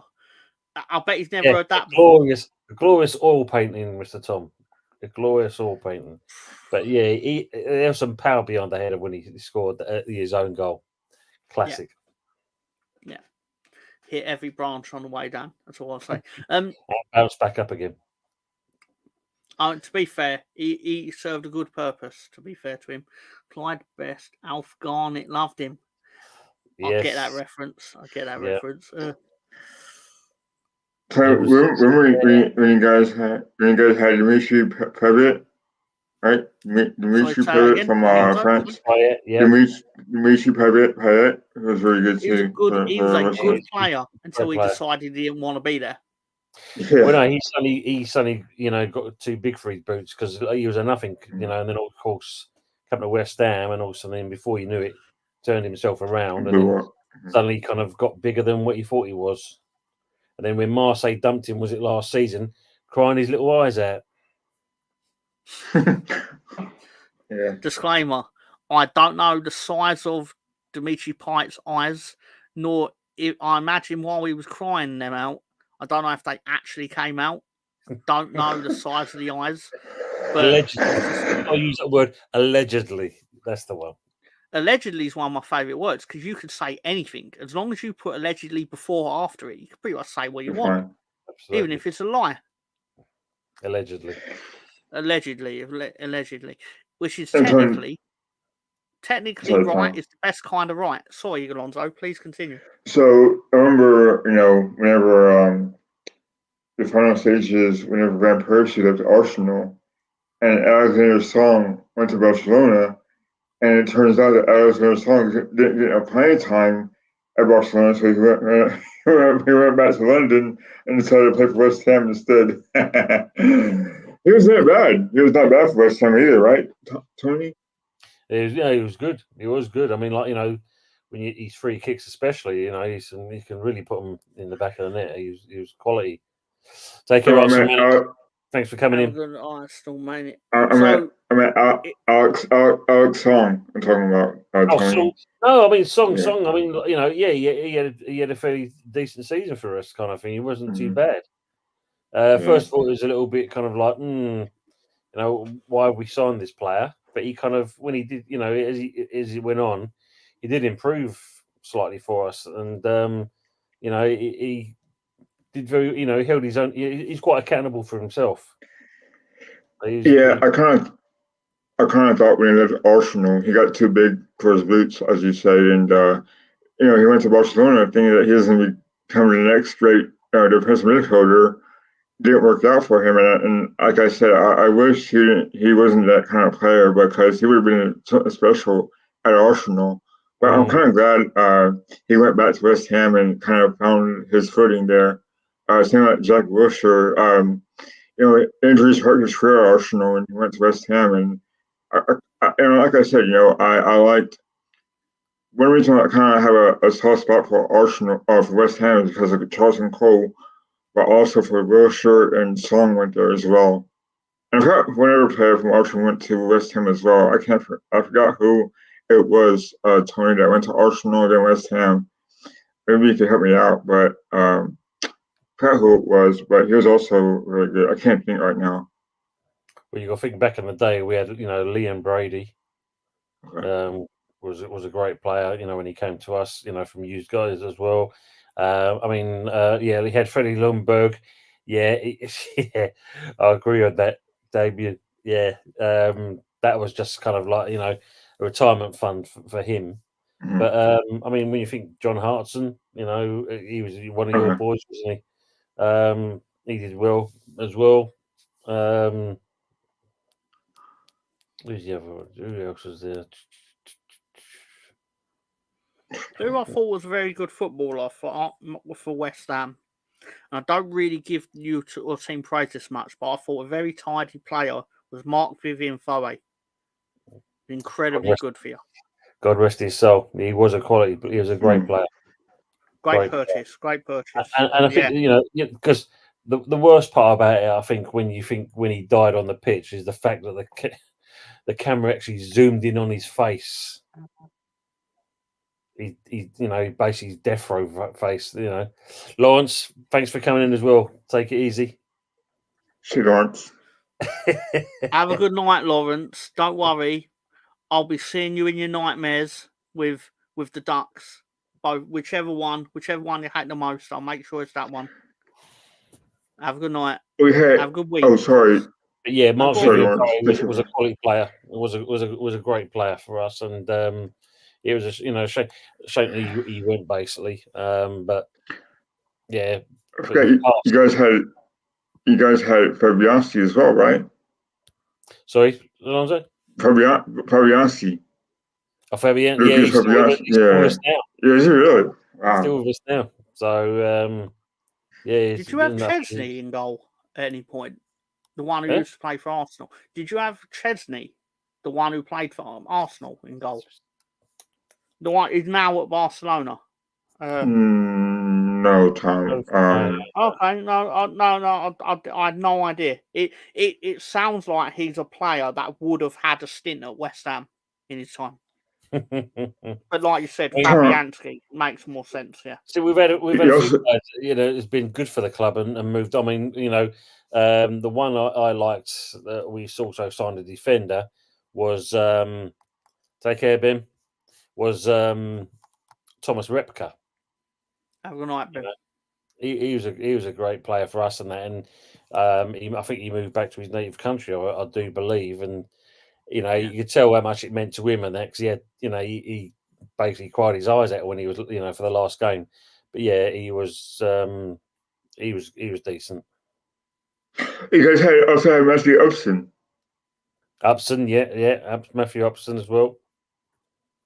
And somewhere in Nasri, you guys had Moran Chamak.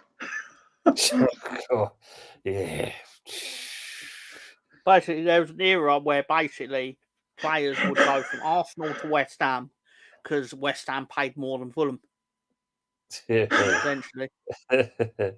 Which is not necessarily the case. Probably that's not slagging off West Ham. That's more pointing out that I know who owns Fulham and he's a fucking moron and he'll pay over the odds for anything. No, look at Arsenal now.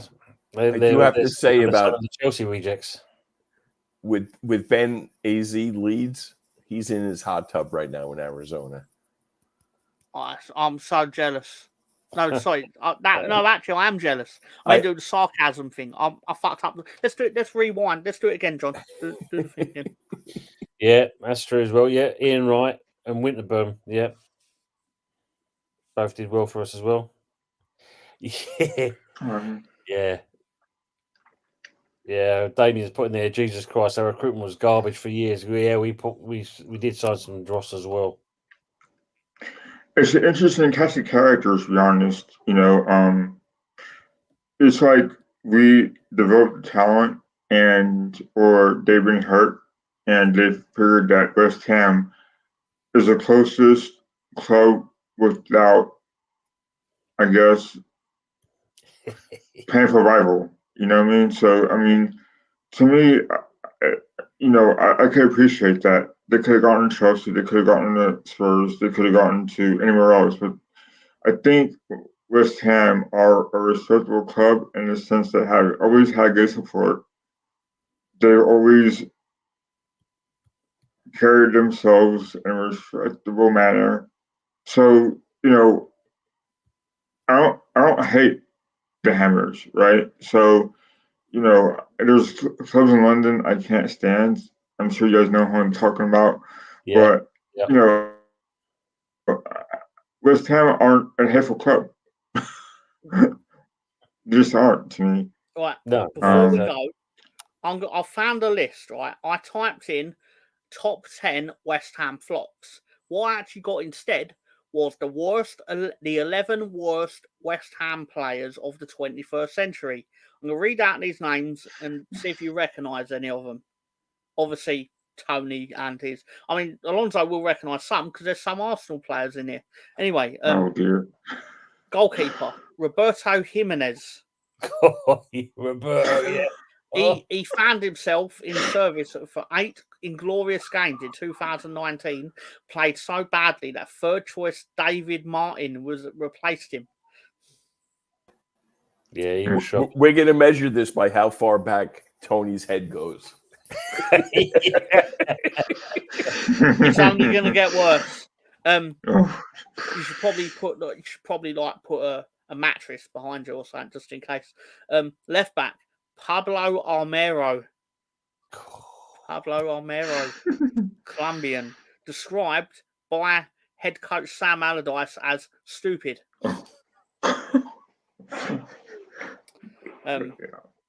Okay.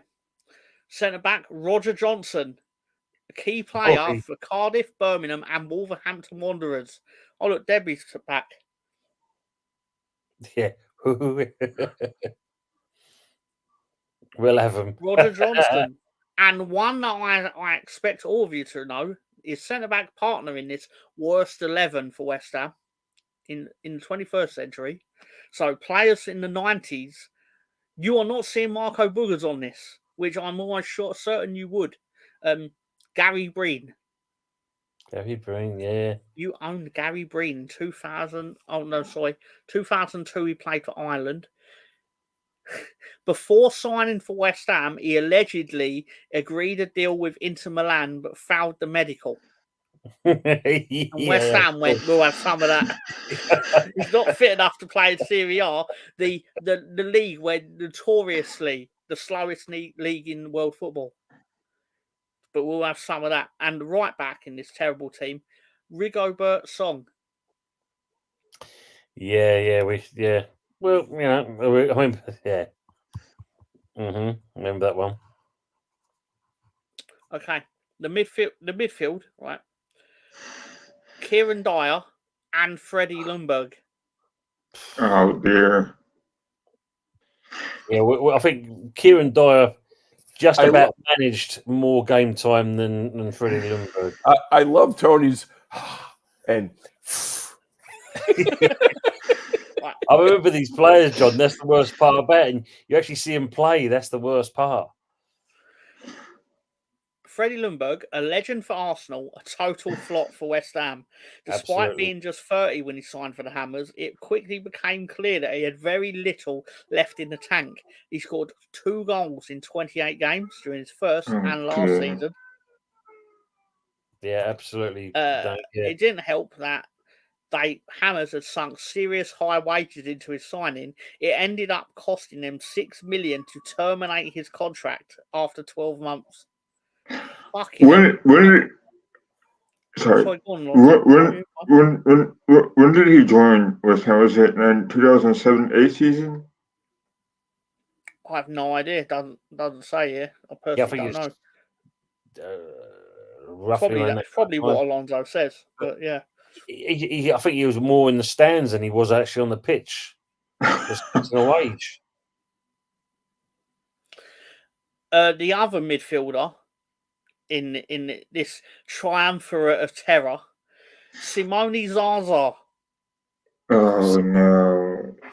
Most known for the penalty he missed in the Euro 2016 semi-final shootout for Italy against Germany. Incredible. It's the run-up. If I remember, the run-up made him look a right prick. Mm-hmm. It's the sort of run-up where you have to score or you're finished. I think that's the reason why we signed him, Mr. Tom, more than anything else. Just for that alone. You signed him for 4.4 million apparently on loan from Juventus, which was set to become a permanent signing for 4 times that fee if he played enough games. He did not play enough games. He played 11 games with no goals. And then you benched him just to make sure you didn't have to buy him. Yeah. And the forwards, who do you think the forwards are going to be? There's 3 of them. One of them is Marouane Chamakh. It's not. Chamakh has not earned his way onto this list. Mike Small? It's not. I imagine it's more because of these players like international pedigree more than anything. Oh God! But do we?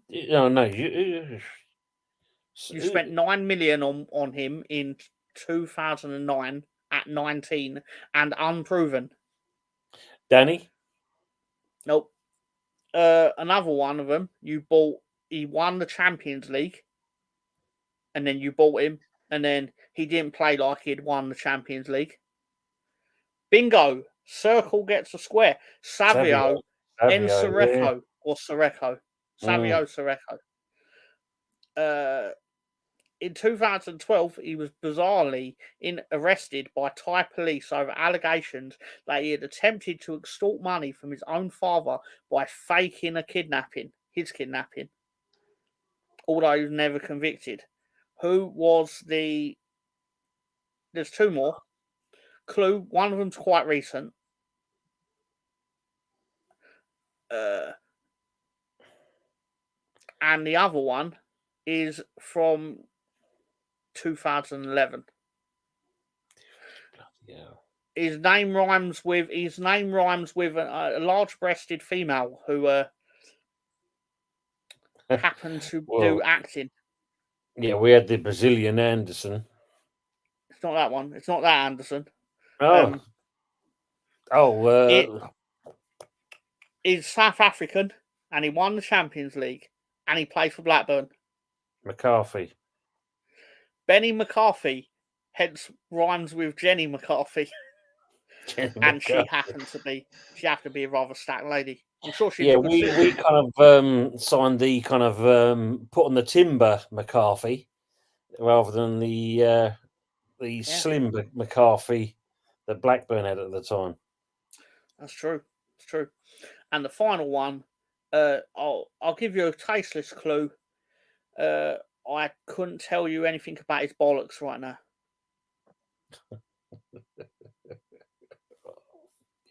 Probably shouldn't have said that. He's in remission. He won the AFCON, didn't he? Oh, bloody hell. I know the player you're on about. I'm trying to remember his name now. Hula? Sebastian Hula? Correct. Haller. Or as the continental people say it, Haller. But to me, I mean, Haller wasn't the problem. It was Moyes that was the problem with that. He was definitely. I imagine, I could be wrong, I'm no tactical expert, but you buy a player that played in a 4-4-2 and then put him in a 5-4-1, and then Exactly. you wonder why ain't he producing? It's like, well, because you've not given him a strike partner. Did the same with Skamaka as well. Did the Yeah. same with Skamaka. And also look at them too. They It's moved true. on that and scoring goals for fun. You can't buy players that play in 4-4-2 and then expect them to function in a 4-5-1. Ramos did it with Spurs when he bought Darren Bent. Did exactly the same thing. Hmm. I've said worse things. I've said worse things, Vic. Is your name Trip or is it Vic? We just say Trip Vic. I mean, there's one there from BX Gunner. How is Carlton Cole remembered at West Ham? I think Yeah, if I you was look going to go at back to that. he was, well, he still is an ambassador there now. He was quite a down to earth. He wore his heart on his sleeve. I know when he was, think from Chelsea days, loaned out of Charlton, didn't really exactly do much there as well. Wouldn't say he was a prolific goal scorer, but his art was stuck into the game. So, Thank you. Because I saw something where like he's like your match day experience. Like you get to meet him, right? Like if you got the wow. I don't know what they call it, like my equivalent is they'll put like when I went to Ellen Road to watch Leeds versus Aston Villa in the Premier League, I got to meet Jermaine Beckford. So like your equivalent is like Colt, like ex-pro that played known for playing for the club. They get a nice little earner out of it. Of course I do. Get to meet people, like put on a smiling face, say hello, take a few pictures. It's a nice time. Nice time. What Colton Cole does these days, based on the fact that he identifies with West Ham as being one of the better times of his career, I imagine. Sorry, Director John. Did you charge Jermaine to take a picture with you? I considered it, but I would have felt guilty. I would have felt really upset walking up to my dad and saying that I charged my hero or his hero to take a picture of me. To be fair, like I was a big fan of Charlton Cole when he was at West Ham. I think I told you this, Tony. Like he seemed like a proper guy, like a guy's guy, right? You want to hang out with and drink some pints with and all that. It's very proper, very very humble. I don't know. It kind of stuck out to me when I first started watching Premier League. Yeah, I think you're right there, Alonso. I think he's one of those where you could be, you go to a bar or a pub or whatever, and you could just sit down and just talk football. I think, he'll be on a level with you. He's that kind of character. Speaking of people who crash into houses dressed as Santa, did you know Mikel Antonio on Christmas Day once crashed into the front of a house dressed as Santa? And the best part was he didn't say sorry to the person whose house he just fucking destroyed. He just got out of the car, dressed. The key part of this, he's still in his Santa outfit. I mean, I don't know why I say that. Like, he's supposed to get changed out of his. Like, that's not the important thing. Like, oh, sorry, I smashed your front of your house up. But I need to get changed out of my Santa outfit because as me looking like a prick right now is the most important thing here. But he didn't even say sorry to him. He got straight out, got on his phone, and was like, fucking, I need you to make this go away. It's like, what do you expect your agent to do, mate? Fucking rebuild the front of their house. Anyway, my apologies. Sorry, I couldn't help it. It's not often I get the opportunity to bring up like West Ham foibles that I'm all too aware of because of my brother. Anyway, genuine, like if you Google it, it's genuinely true. Crashed his Lamborghini into the front of a house on Christmas Day, 2019. For anyone, yeah, remember that. Hey, Tom, while we're here, tell us some Nicholas Bentner jokes. Lord Bentner. Yeah. My favourite thing that Bentner done was when basically Steve Bruce, I believe it was at, I can't remember what, I think it was at Birmingham. He's played for him twice. At Sunderland, at Birmingham, he brought him in on loan. And basically, because Nicholas Bentner obviously loved the drink or loved the pint or whatever, and basically, let's just say for want of a better word, he loved spending time with a member of the opposite sex for company. And Steve Bruce thought he'd get the best out of him by going, you know what, you need to settle down with a nice woman. So he did. His daughter. Yeah, that's and true. he did the dirty on Steve Bruce's daughter. And this is how you know that there is no loyalty in football above winning more than anything. I imagine John going, fucking go on, my son. John endorses it. Steve Bruce, despite the fact that Nicholas Bentner basically cheated, from what I can tell, cheated on his daughter, he still signed him when he was manager of Sunderland. He's like, I don't care if he scores 1,000 goals in the season. He should have chopped his fucking dick off. Is that too far? Yeah, but didn't the Defoe go there as well? I believe so. Yeah, certainly. Oh, Stoop. Was it Stoop? No. I mean with the daughter. Oh, that's what I meant. With not. Oh, right. Sorry. I mean, I'm starting now. You've said that, you're making me wonder. Like, what does Steve Bruce's daughter look like? Because I want to see. I want to see if she's worth the aggro. So yeah, I mean, I could do this outside of the show. Oh, funny enough, if into a search engine, let's say it's one that rhymes with a word like Rugal. Basically, if you go on Rugal and type in Steve Bruce, it automatically fills in with Steve Bruce's daughter. So that's handy. Oh, hang on, sorry. Yeah, that's fair actually. Amy Bruce is a solid citizen, let's just say. In fact, you kind of wonder how she came out of Cabbage Man. Oh. Very solid citizen. Very solid citizen.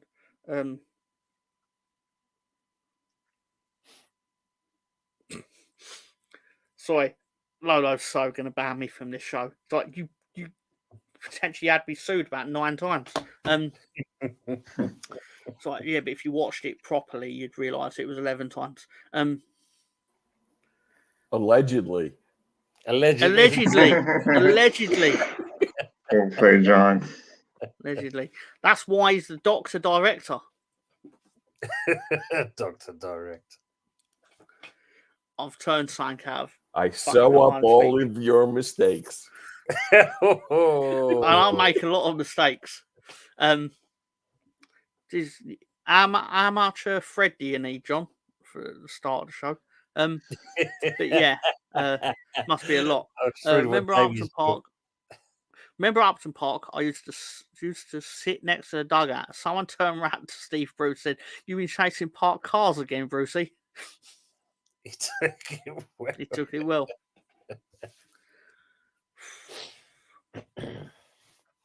Poor old Brucey. Okay. I suppose we should probably knock it on the head. I've had a great time. If you've all had a great time, then that's just coincidence, because my enjoyment of it is actually the priority to me personally. But no, seriously, I'm glad if you. I know Trip Vic enjoyed it. He just seems like the sort of person who would enjoy things. Alonso, do you have a fun time? It was a good time. It was good. These international breaks are tough for like a show like this because you just got to reach for stuff to talk about. But you guys did a good job. You did a great job. Yeah, I appreciate that, John. Well, everybody being praised by Caesar himself. Everybody was great except for Alonso. Oh, yeah, thanks. Yeah, I had a good time. I don't know how he got in here, to be honest. Sorry, what? I had a good time, Tom and Tony. You know, it was good being back. Sometimes my schedule doesn't allow me to have party talk, but it was good seeing you guys again. It's been a while, and thanks for everyone in the chat for keeping us busy. Even though I've been called pretty numerous times, you know, it's all good. Appreciate the banter between Chelsea, Tottenham, West Ham fans, even BX showed up. So yeah, it was a good time. I enjoyed it. Right now, I believe Tony is going to speak with his agent and go, why'd you fucking get me booked on this shit?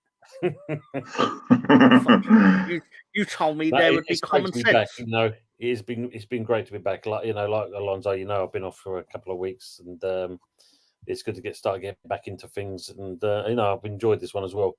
It's been random, which is good.